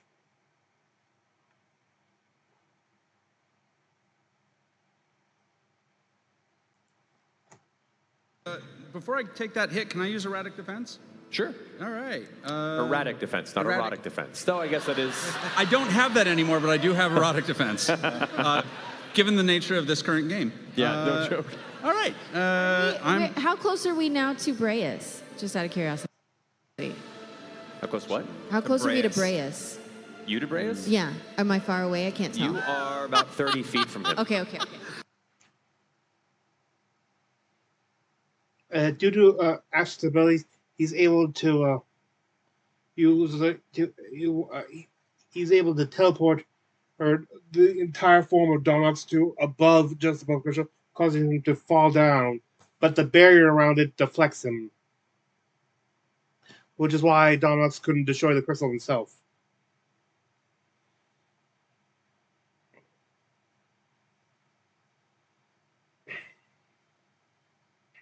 Unfortunately, he bounces off and lands on Fern. Dominox then uses his Mind Feast ability to give Ashton 14 points of psychic damage. And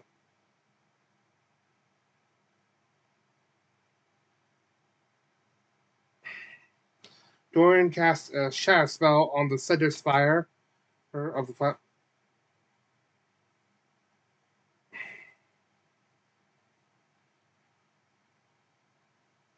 Sure.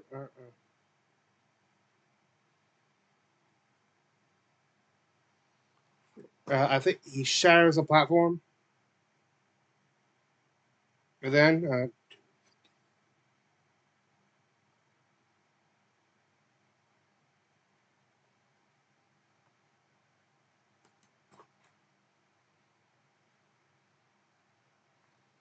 And goes, no, back to where you came from. Is going to attempt to banish Tevin. Counterspell!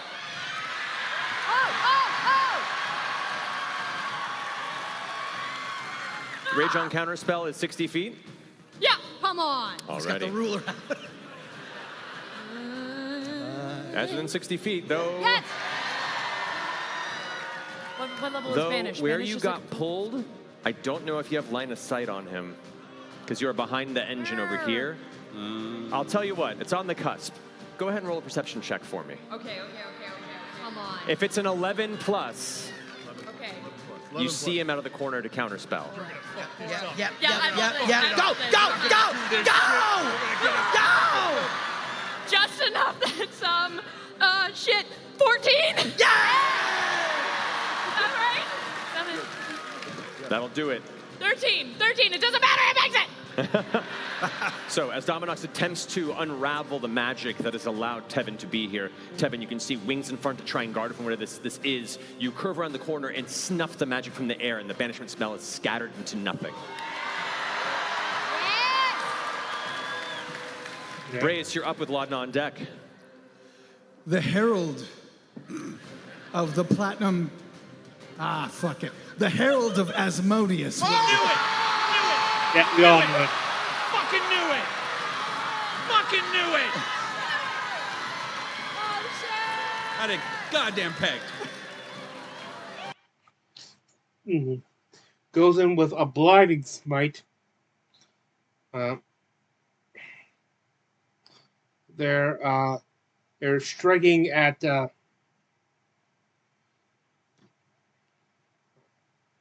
at Dominox with his flail, which is called Poison Pen. Though unfortunately, the extra poison damage is not taken because the target is immune.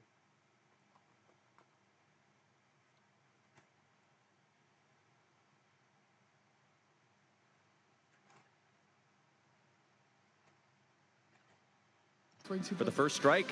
And then second strike. Ooh, God, that's terrible. Only an 18. 18's gonna miss, unfortunately. Damn! Oh, wait, I have inspiration. You do? That's a 24. That hits. That hits. Does Blinding Smite work again? Blinding Smite lasts until it's expended, if I believe. So I get another 3d8 on top? So Blinding Smite, the first one. Correct, yeah. So you deal an extra 3 radiant damage to the target. Additionally, the target must be blinded. Hold on a second. Yeah, the next time you hit a creature. So yeah. Oh, so just the first Constitution saving throw to see if it was blinded, which, it rolled a 32. Jesus. Sorry. Okay. So for this second strike, I'll put in a whole bunch of Divine Smite. So another 4d8. Let's go. Terrible. Okay, 16, 23 points. Nice. 2 heavy hits across. Dominox tries to grab for the second strike, but you bow low and over the corner of your eye, like can see up in the air floating your new blue bardic friend, and then. A lot of them goes to the who was at the door. She commands it to open and enters the hallway beyond.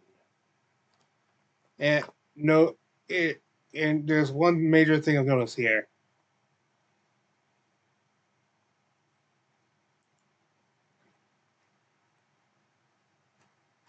And what you can see this faintest bit of light from down the brass hallway, and you see the shape of a figure that's now blocking it. There is somebody in this hallway. Oh shit! Oh shit! Oh shit! Is it? Solo round. Oh no! Does it? Does the Look, silhouette resemble Ludinus's? Roll a perception check for me. Oh no! Oh no! 17. 17. You see a lithe figure in long blue robes. Platinum long hair. And a withered black hand that has gold caps along the fingers. Who looks like they're rushing in your direction. And as soon as you come through, they stop and go, "What have you done? What are you doing? We have to stop it now."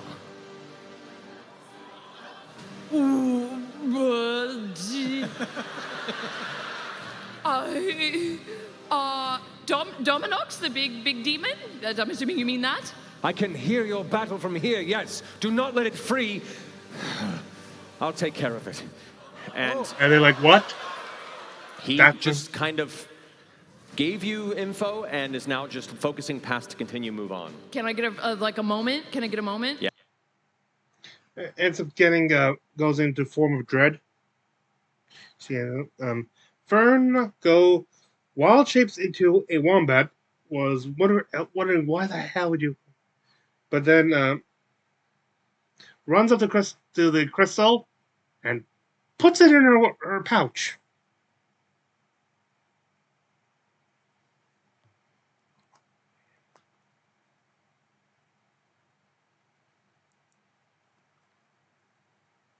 Oh, fuck.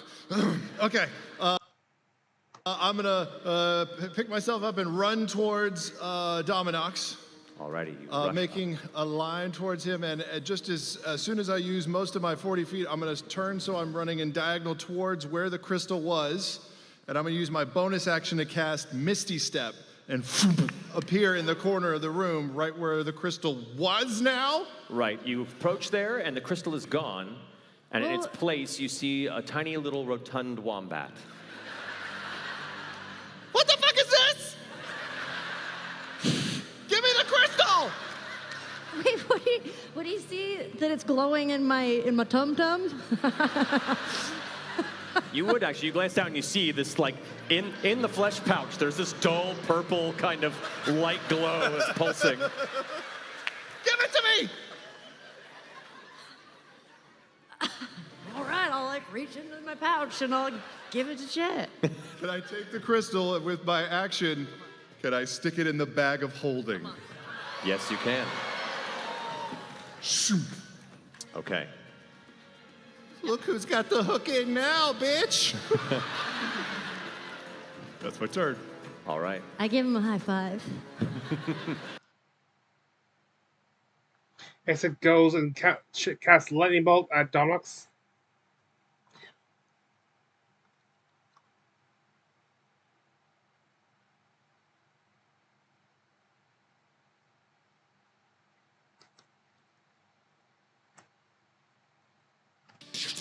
Begins to shoot around it, and Dominox kind of like shifts over, looking curiously at the damage you're dealing to it. Does Dominox seem to have an opinion? Roll an insight check. Does he have an opinion? I'm big on crypto. You never know. 14. Yeah, he would. Is he snarling? Is he snarling and currently kind of more focused on the direction of the soul anchor that has now vanished from sight at the moment, unshattered, undestroyed, and kind of just takes notice. That's all. That's all you pick up. fair. That's your first attack. Oh yeah, that's right. I get two. You get two, buddy? Well, yeah, I was going to say no because I took the dash attack, which is that just one attack? Because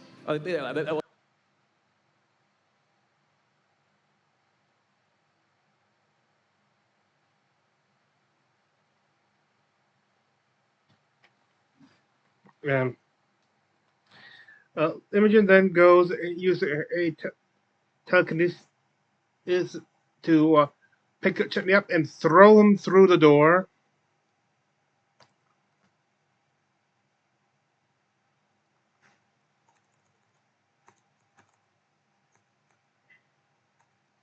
I'm gonna use telekinesis on Chet. Okay.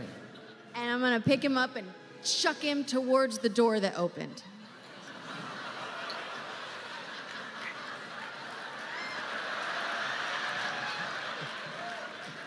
There's something so full circle about this. All right, so you're going to resist? No! All right. So you go ahead and pick up Chetney and like telekinetically fastball special him at an arc across the chamber.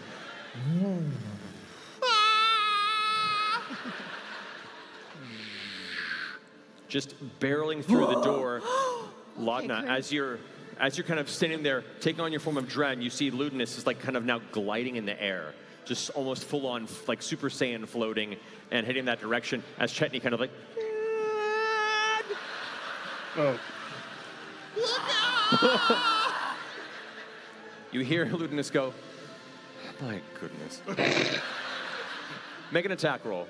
Me? Yeah. Oh my God, amazing. First blood, bitch. Come on. What are the counts? That sucks. Plus, it's an 11. Oh. Plus Bless. D4. 11. Plus 4. 15.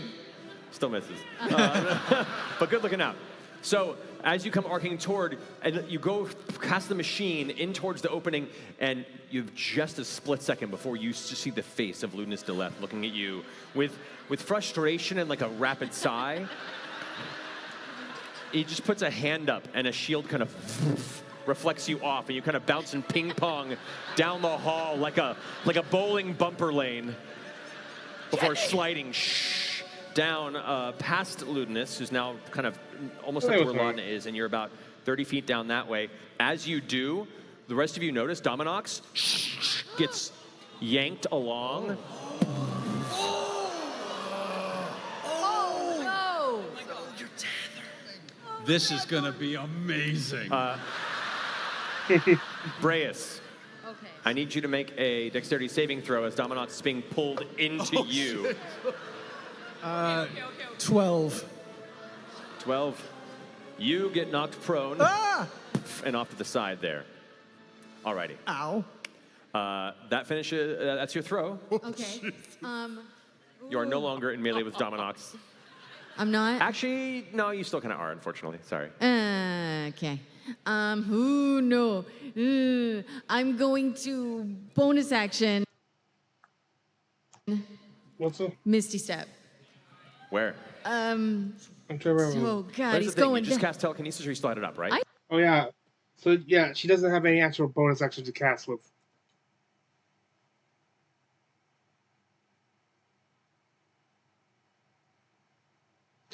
Tevin attacks, goes in and attacks from the air. Orm takes an ocean of speed and manages to land a golden attack, and it starts laying into the demon.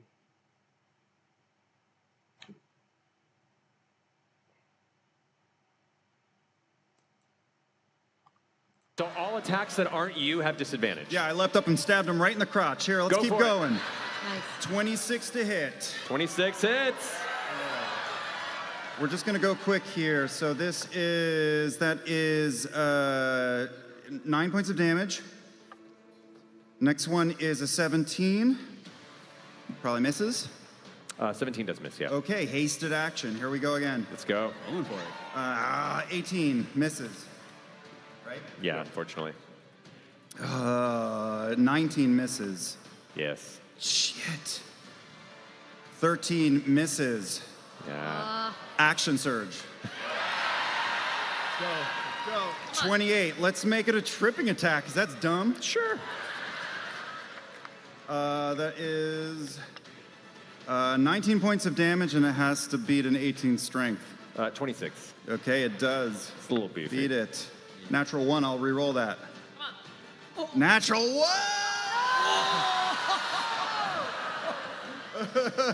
Orem, describe to me how this murderous frenzy comes to an abrupt and sudden end. Oh my gosh, that ends. I don't get my final 9th attack? No, you'll get the attack, but I want to end up in the one because it's funny. Oh my god, I'm moving too fast. I'm highly caffeinated and I'm like a hummingbird. And I'm just buzzing around his fucking ankle, slashing and slashing and slashing, and I skim past. I don't hit anything, and I slam into a wall, and I take 6 points of bludgeoning damage. I love it. You can still roll your 9th attack as part of that flurry, though. Shake it off, and I don't remember what it was, and now it is a 27. That does hit. Let's make it a tripping attack. Alrighty. Please fall on Fern. 21 points of damage. It has to beat 18 with strength. 27. It rolled just a little higher than last Okay. time. But good round. You can now see, like... Hell yeah. All these strikes and cuts, you watch as this like dark demon blood spills out, and as it hits the ground, the blood turns into like a pile of chains. And now it looks like the streaks of blood almost have links within them, like it's bleeding the chains out of its body. I moved so fast I broke my D&D Beyond page. Orem is wandering around aimlessly like he just spun around a baseball bat 50 times really fast. Got a lag spike and is just running in the corner now. That's the end of my turn. All right, that finishes. It activates. In retaliation for Orm's like brutal assault, it activates another layer action.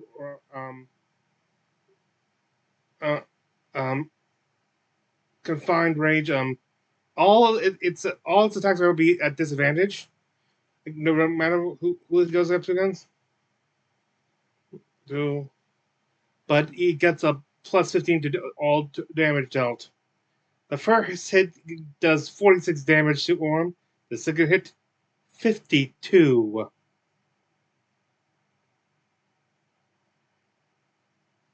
Then uses another mind feast to on Asham.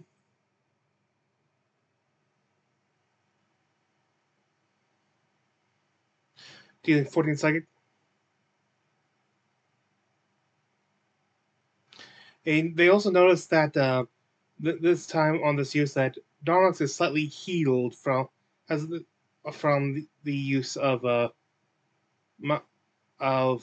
Mind Eater or Mind Feet, and Ludinus then makes his move and casts Arcane Geet behind it. And they can see this runescape behind it, identified as the Abyss, the home plane of Dominox. And shouts out, "Push him in and slay him. He dies for real if he dies at home."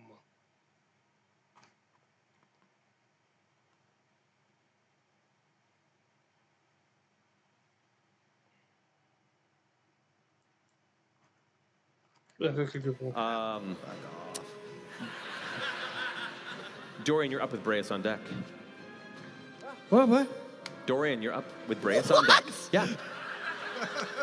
Sure. Yeah.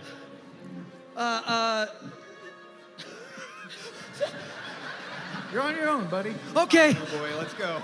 Dorian's flying in the air and he's thinking to himself, what do I do? This is so beyond my depth.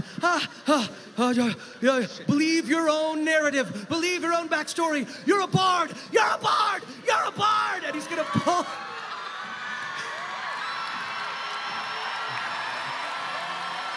He's going to pull out his mandolin. And at 6th level, he's going to cast Otto's Irresistible Dance. 16 to save, dance, bitch! Oh my god. On Dominox? Yes!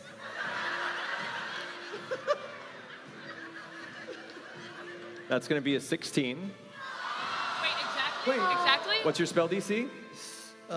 Wait.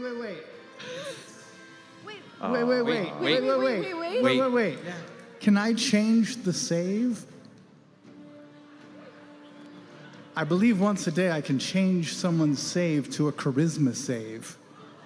Can you do that? Yes. I'll allow it. So he's got to roll a 16 charisma save. Okay, charisma would lower it. That makes it a 14.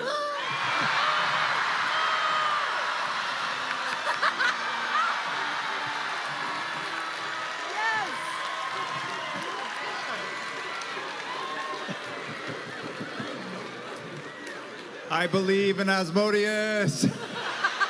He's really great, you guys.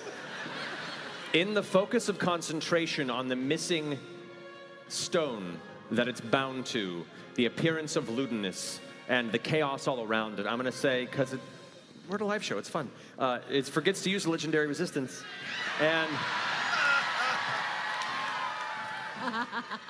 And is currently the massive, terrifying, nearly 20-foot tall, long-sealed demon, great demon,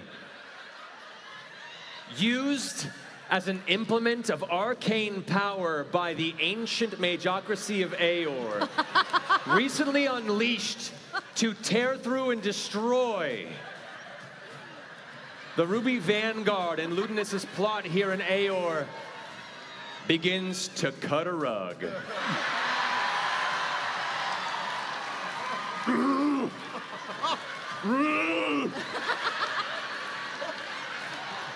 Full on just going for it there.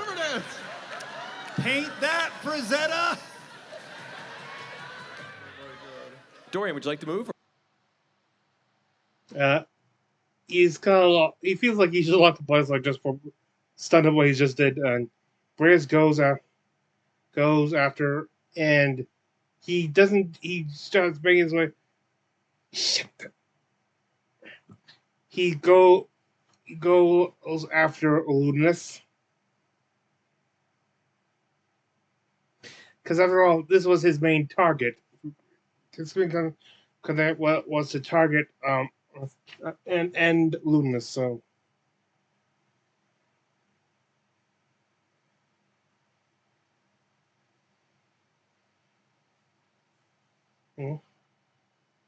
And cast Moonbeam on him.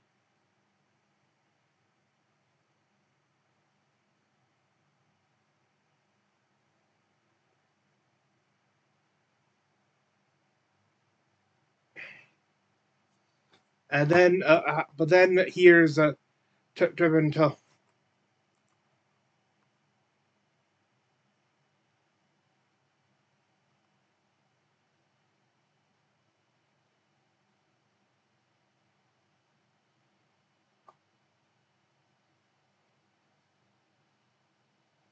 Mm.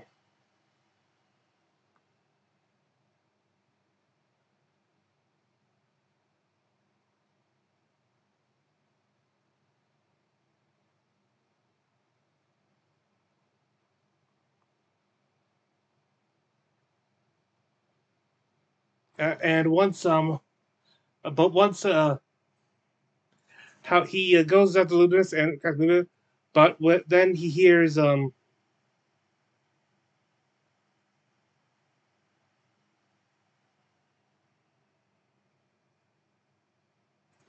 then by the order of Tevin goes then changes his target to attack uh, to attack Dominox with the Minotaur ability Hammerhorn, which pushing him 10 feet, which would have succeeded for pushing 10 feet, except he also has a shield, which when you make a push it can push it an additional 10 feet. But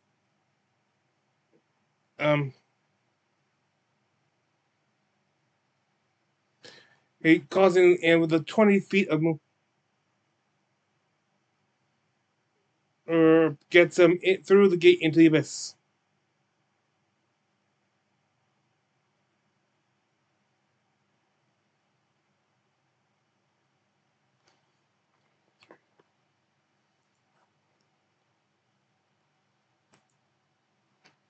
Just go in the initiative order. Can I ask? What's up? Where was He's Ludinus? right after Dominox. Right after. He's after Dominox. Yeah. Okay. All right, so that finishes Brian's turns. Laudna, you're up with Fern on deck. Fuck, what are we doing? Fuck. Okay, kill him? Kill who? Kill what? I don't know. Shit. This is my first day. I'm so conflicted. Okay. Question. Fingers, glasses put on. Does this seem like the real Ludinus, or does this look like Snowdenness?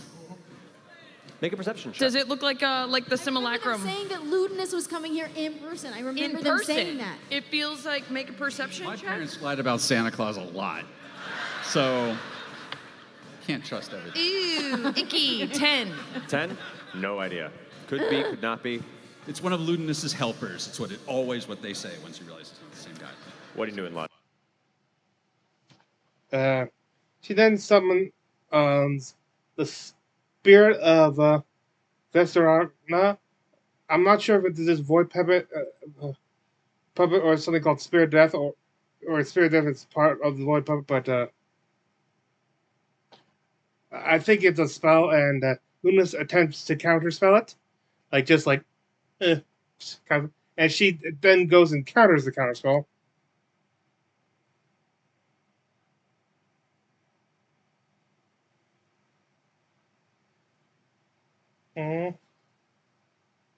And Lunas is considered haunted, like he could be considered frightened of the ghost, and other things that they don't really get into.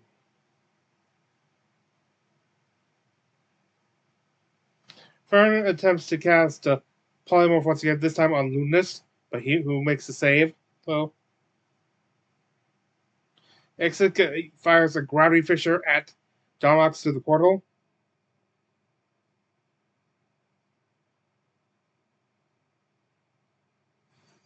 Actually, this point, just spectating the rest. This next to it, she just says, it's a little buzzer. I'll just give a few extra taps while I head over to someplace. And the first hit ends up destroying it.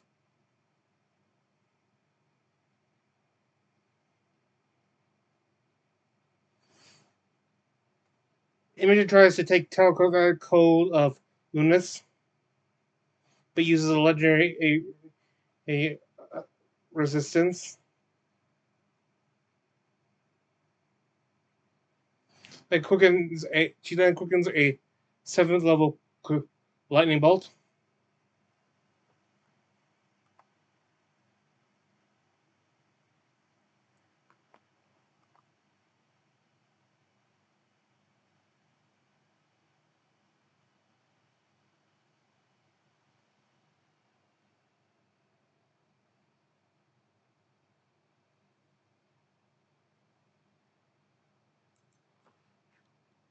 And then it's bonus action with your You're right. your sorcery And points that to do was that. a quicken spell. Yeah, you're Yeah. right. Okay. So, okay, that's going to finish your turn.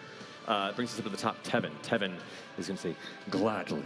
He's going to rush forward at Because he heard Luna say, slay it the out. edge of the gate, and is going to swing his sword twice Go, at the my now brother, like go! gravity drag. Because Dogs is just inside. Dominox. Not a great roll. That misses. But that's going to hit with a 25.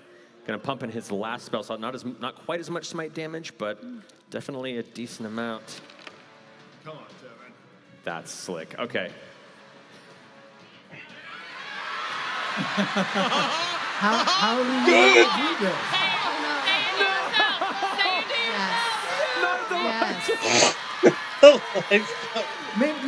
Maybe the audience should say it. Audience. Says it. The audience says it. How do I want to do this?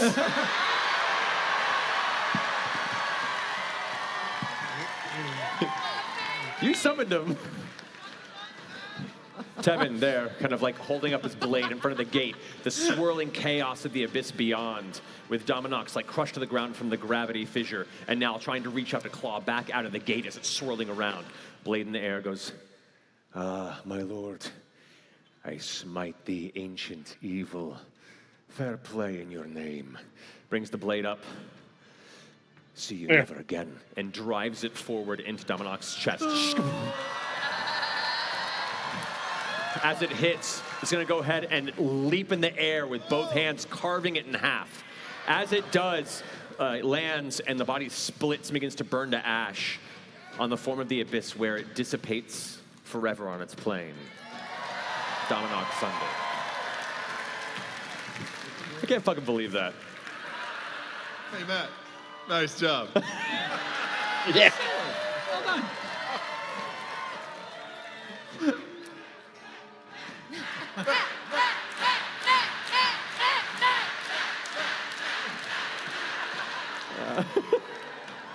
Oh, damn it.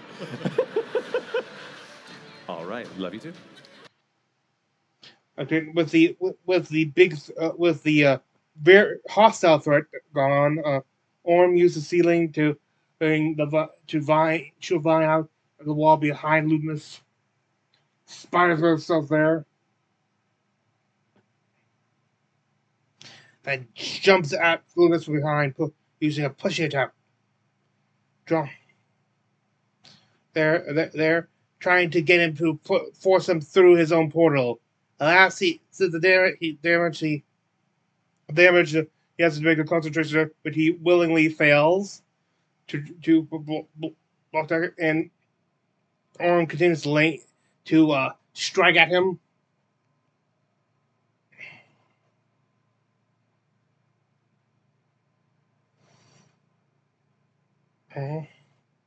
There, once the attack on, Ludus looks around and said, "I just wish to talk." And then starts floating in the air, and travels past them into back into the tunnel.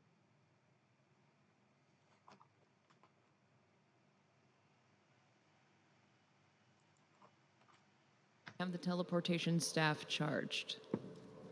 Let me look at my inventory. As we walk over, I'm going to ask Tevin for his autograph. He looks to you. Not enough. You did help. You can sign my armor. It's a brand. He's actually going to brand one. Goes and like signs the side of your armor. Just go right. Tevin Klosk. Hands it back to you and goes like, Those are rare. keeps walking. Oh my God. So you all begin to funnel in. As you're all funneling in, you're sitting there hiding, and Ludus kind of looks at you and goes, You probably saw someone else.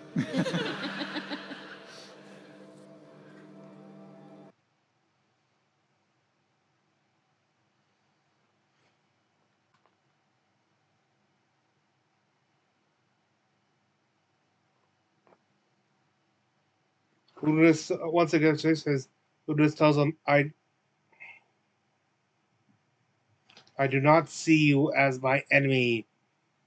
basically he's asked them for the chance to show him his view, and then goes farther back, heading for a chamber.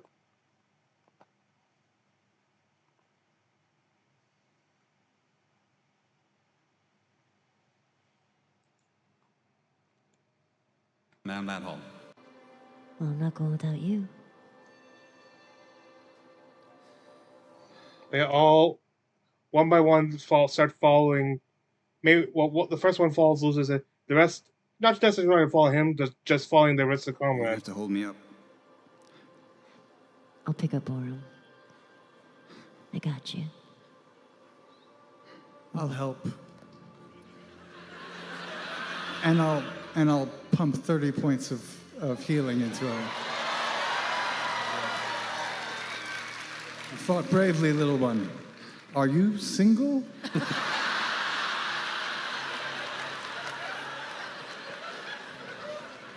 Bro, you're huge. That's okay.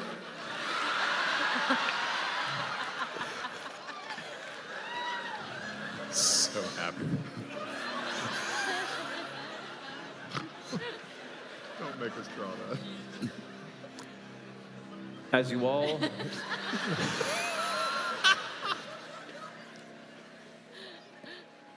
kind of bruised, a bit lost and concerned, feeling the tension.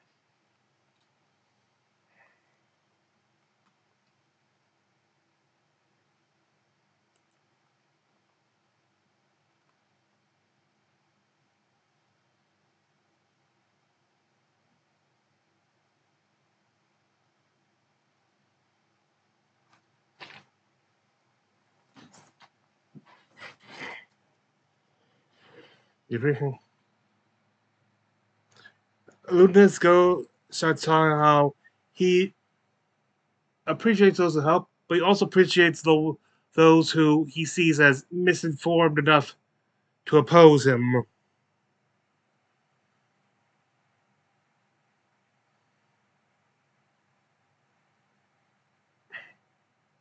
There have been, throughout history, what they know has been muddled and misunderstood.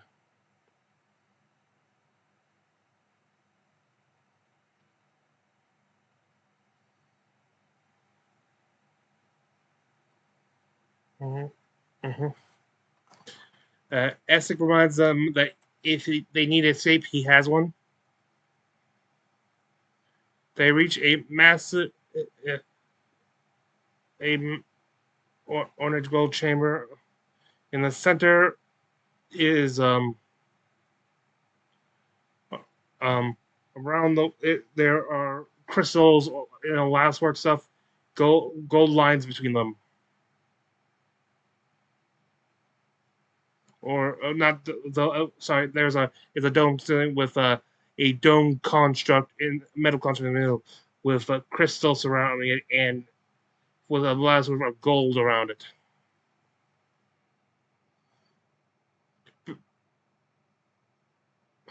On either side flanking it are statues of robed mages holding lanterns.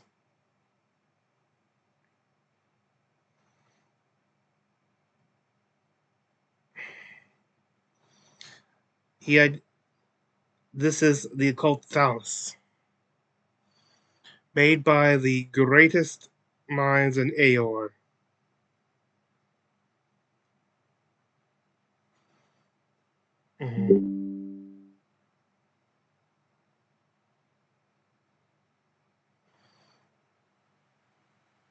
He claims that the forces, the higher powers, will start to fear what the mortals of the Age Archon were, what they were capable of, and became resentful.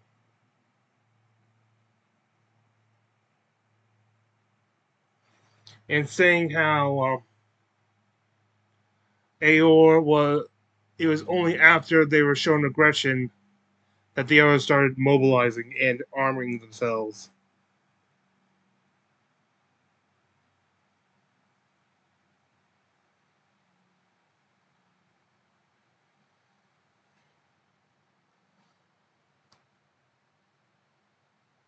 He's saying that when the divine threatens your family, your children, your the very future of life as you know it, they reveal themselves as the enemy.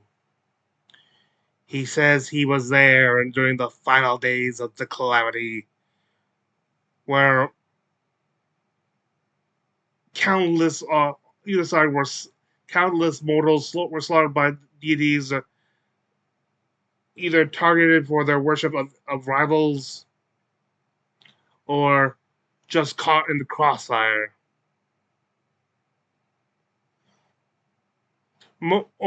At that point, extremely little of mortal civilization remained on Exandria.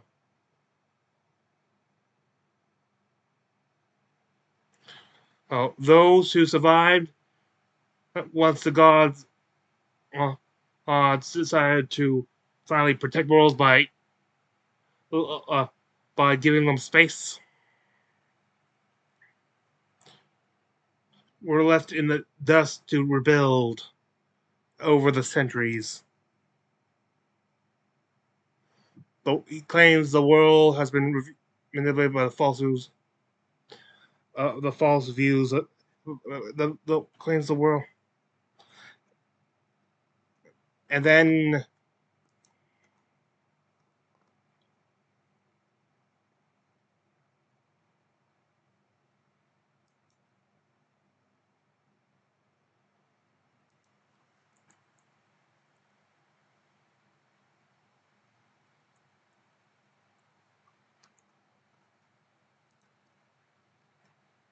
There's a reason they fear me. Some of it's Predathos, yes. But I found something equally important here.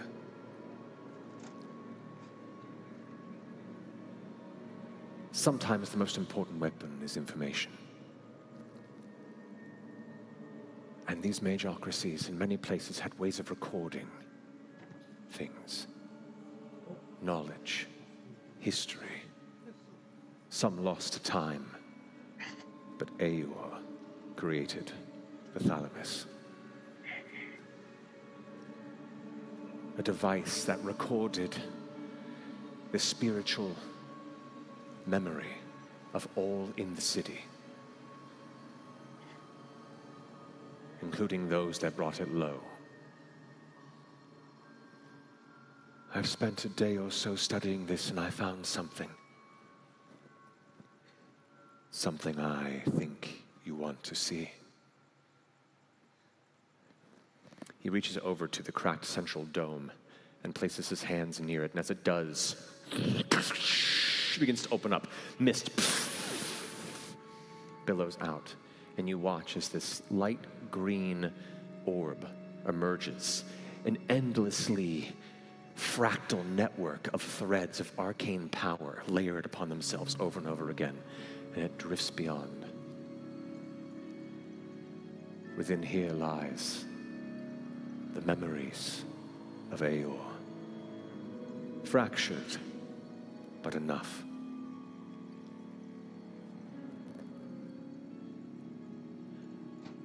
And what I will show you,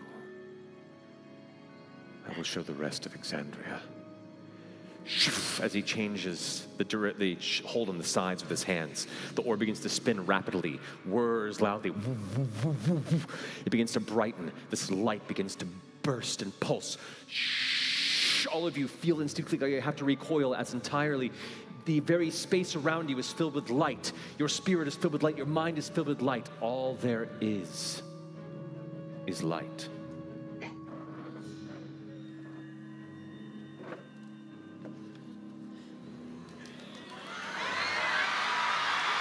Brendan.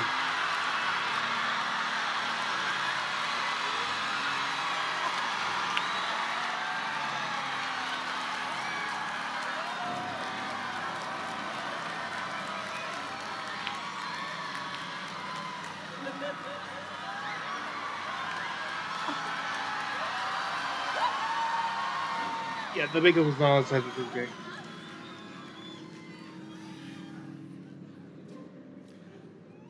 Light.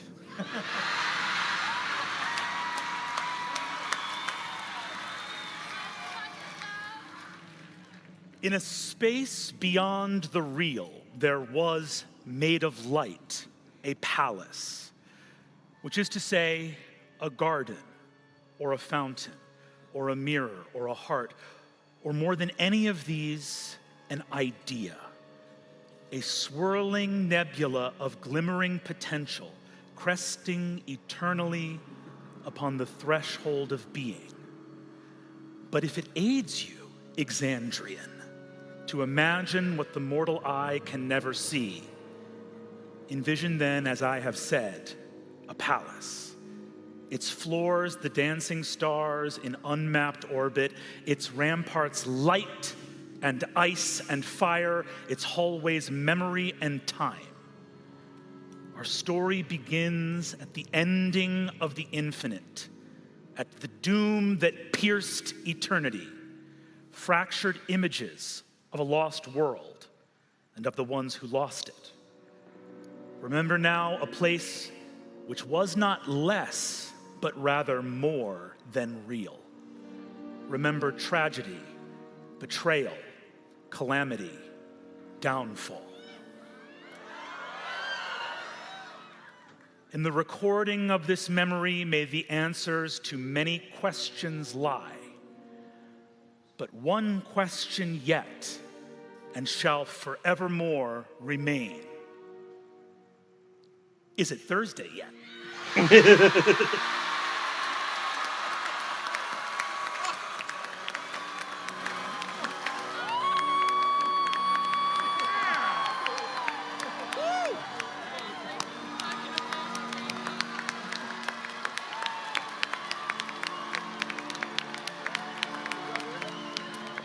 That's it. Thank you all so very much for joining us here live at the Greek.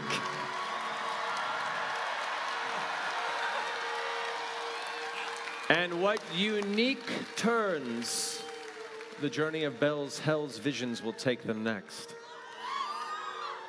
We'll see you all soon. Let's all step out for a bow, please.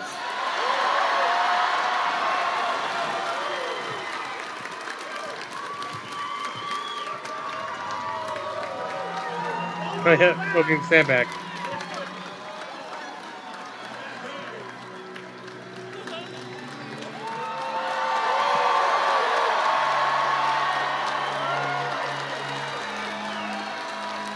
We're done? This...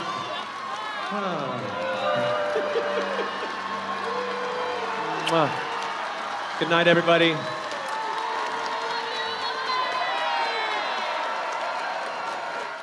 And now, that downfall.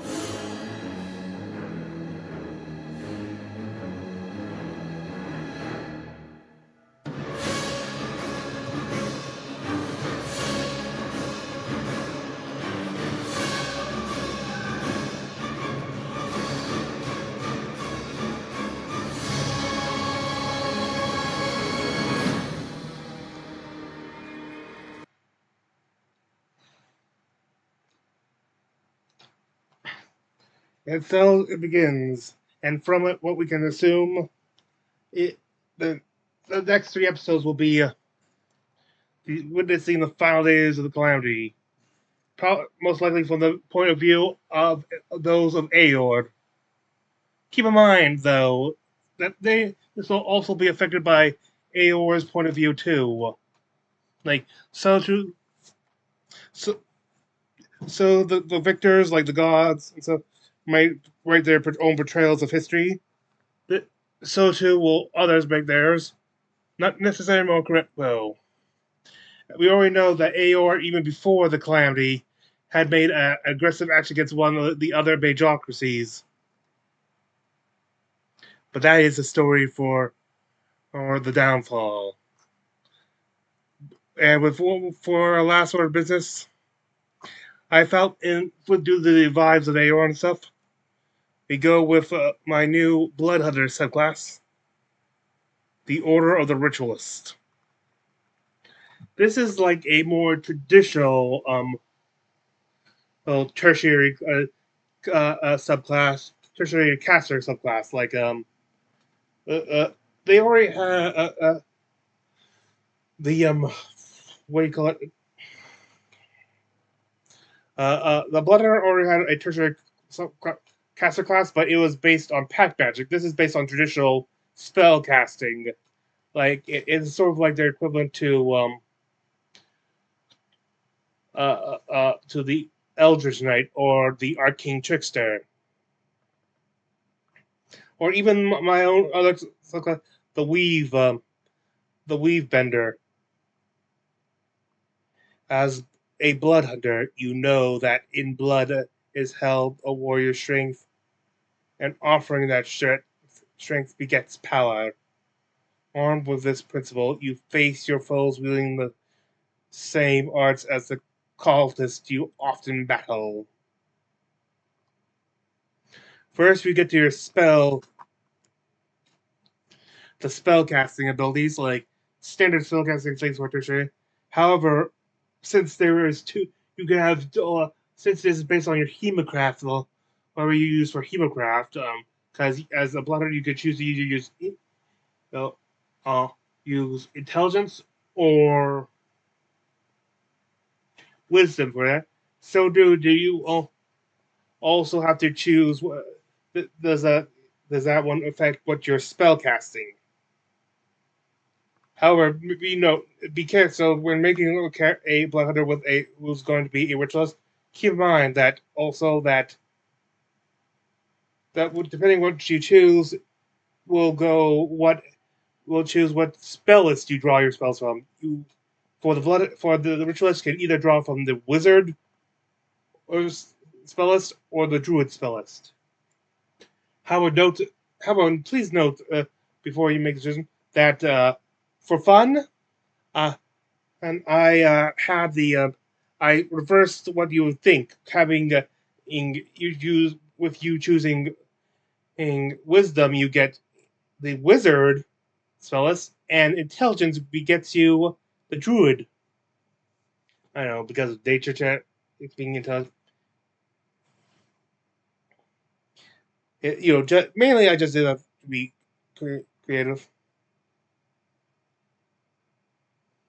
Anyway, your spell CC is 8 plus proficiency plus your Hemocraft modifier, whichever it be, and it's proficiency plus Hemocraft modifier for spell attack modifier. For cantrips, you choose 2 cantrips from whichever spell list from your Hemocraft spell list. Unlike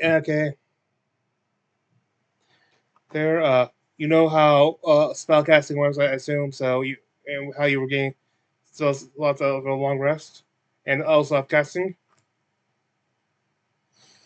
Now, unlike my Weave Bender, which I said, oh, forget it, I'm not going to have him. One thing I discovered when making the Weave Bender was that each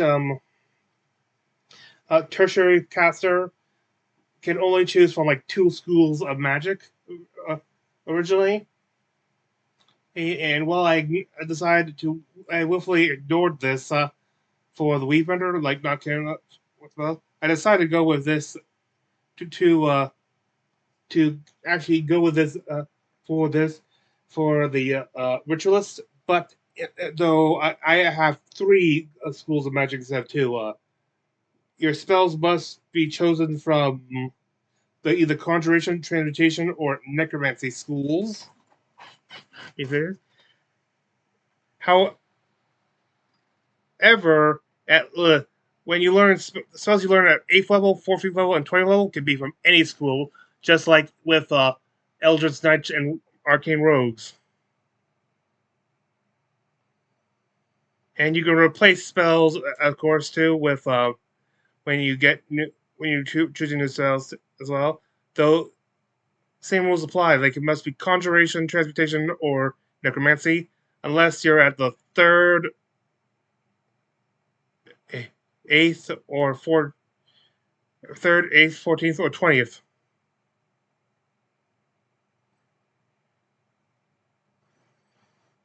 And whenever, then there's the spell list, your spell slot list. and makes what you know. Then you get to the other abilities. These are at third level. At third level, you get you can ritual casting. No, not third level. This would be the next. This one would be a third level. I forget the rest of the levels, so sorry about that. Basically, you can cast spells as rituals. And then, in case not to waste spell slot, and to further increase your spell slot selectivity, their next level of the subclass gives you sacrifice for spells. As an action, you can replenish one out of your spent spell slots by rolling a number of your hemorrhagic die equal to the slots level that you are replenishing.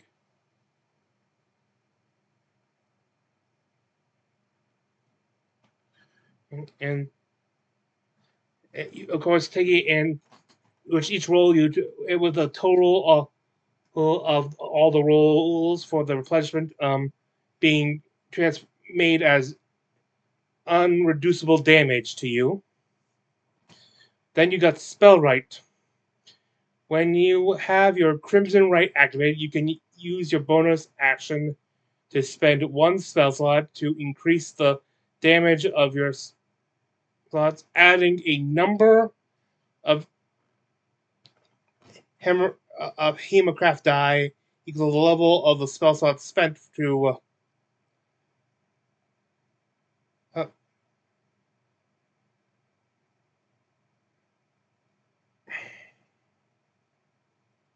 it uses bonus action, and all attacks for the remainder round have this boost. And then as your final ability, this will be as level 18. I think a ritual 6 spell right would be 15, and I think sacrifice spells will be level 11. But your final ability, infuse blood. When you take damage of the same type damage type as one of your Crimson Rights, you can use your reaction to activate your Crimson. That said Crimson Right. You still have to take the activation fee, the cost, but the Crimson Right deals the maximum amount of damage until the end of the next round. Meaning that you could have potentially have up to 25 right damage. Not 25, potentially up to 50 right damage on one right strike with your right if you use your a fourth level spell slot. With that, this recap is done. I thank you for joining me. This is Free Arena Mecha, and I wish thee good fortune in the quest of life.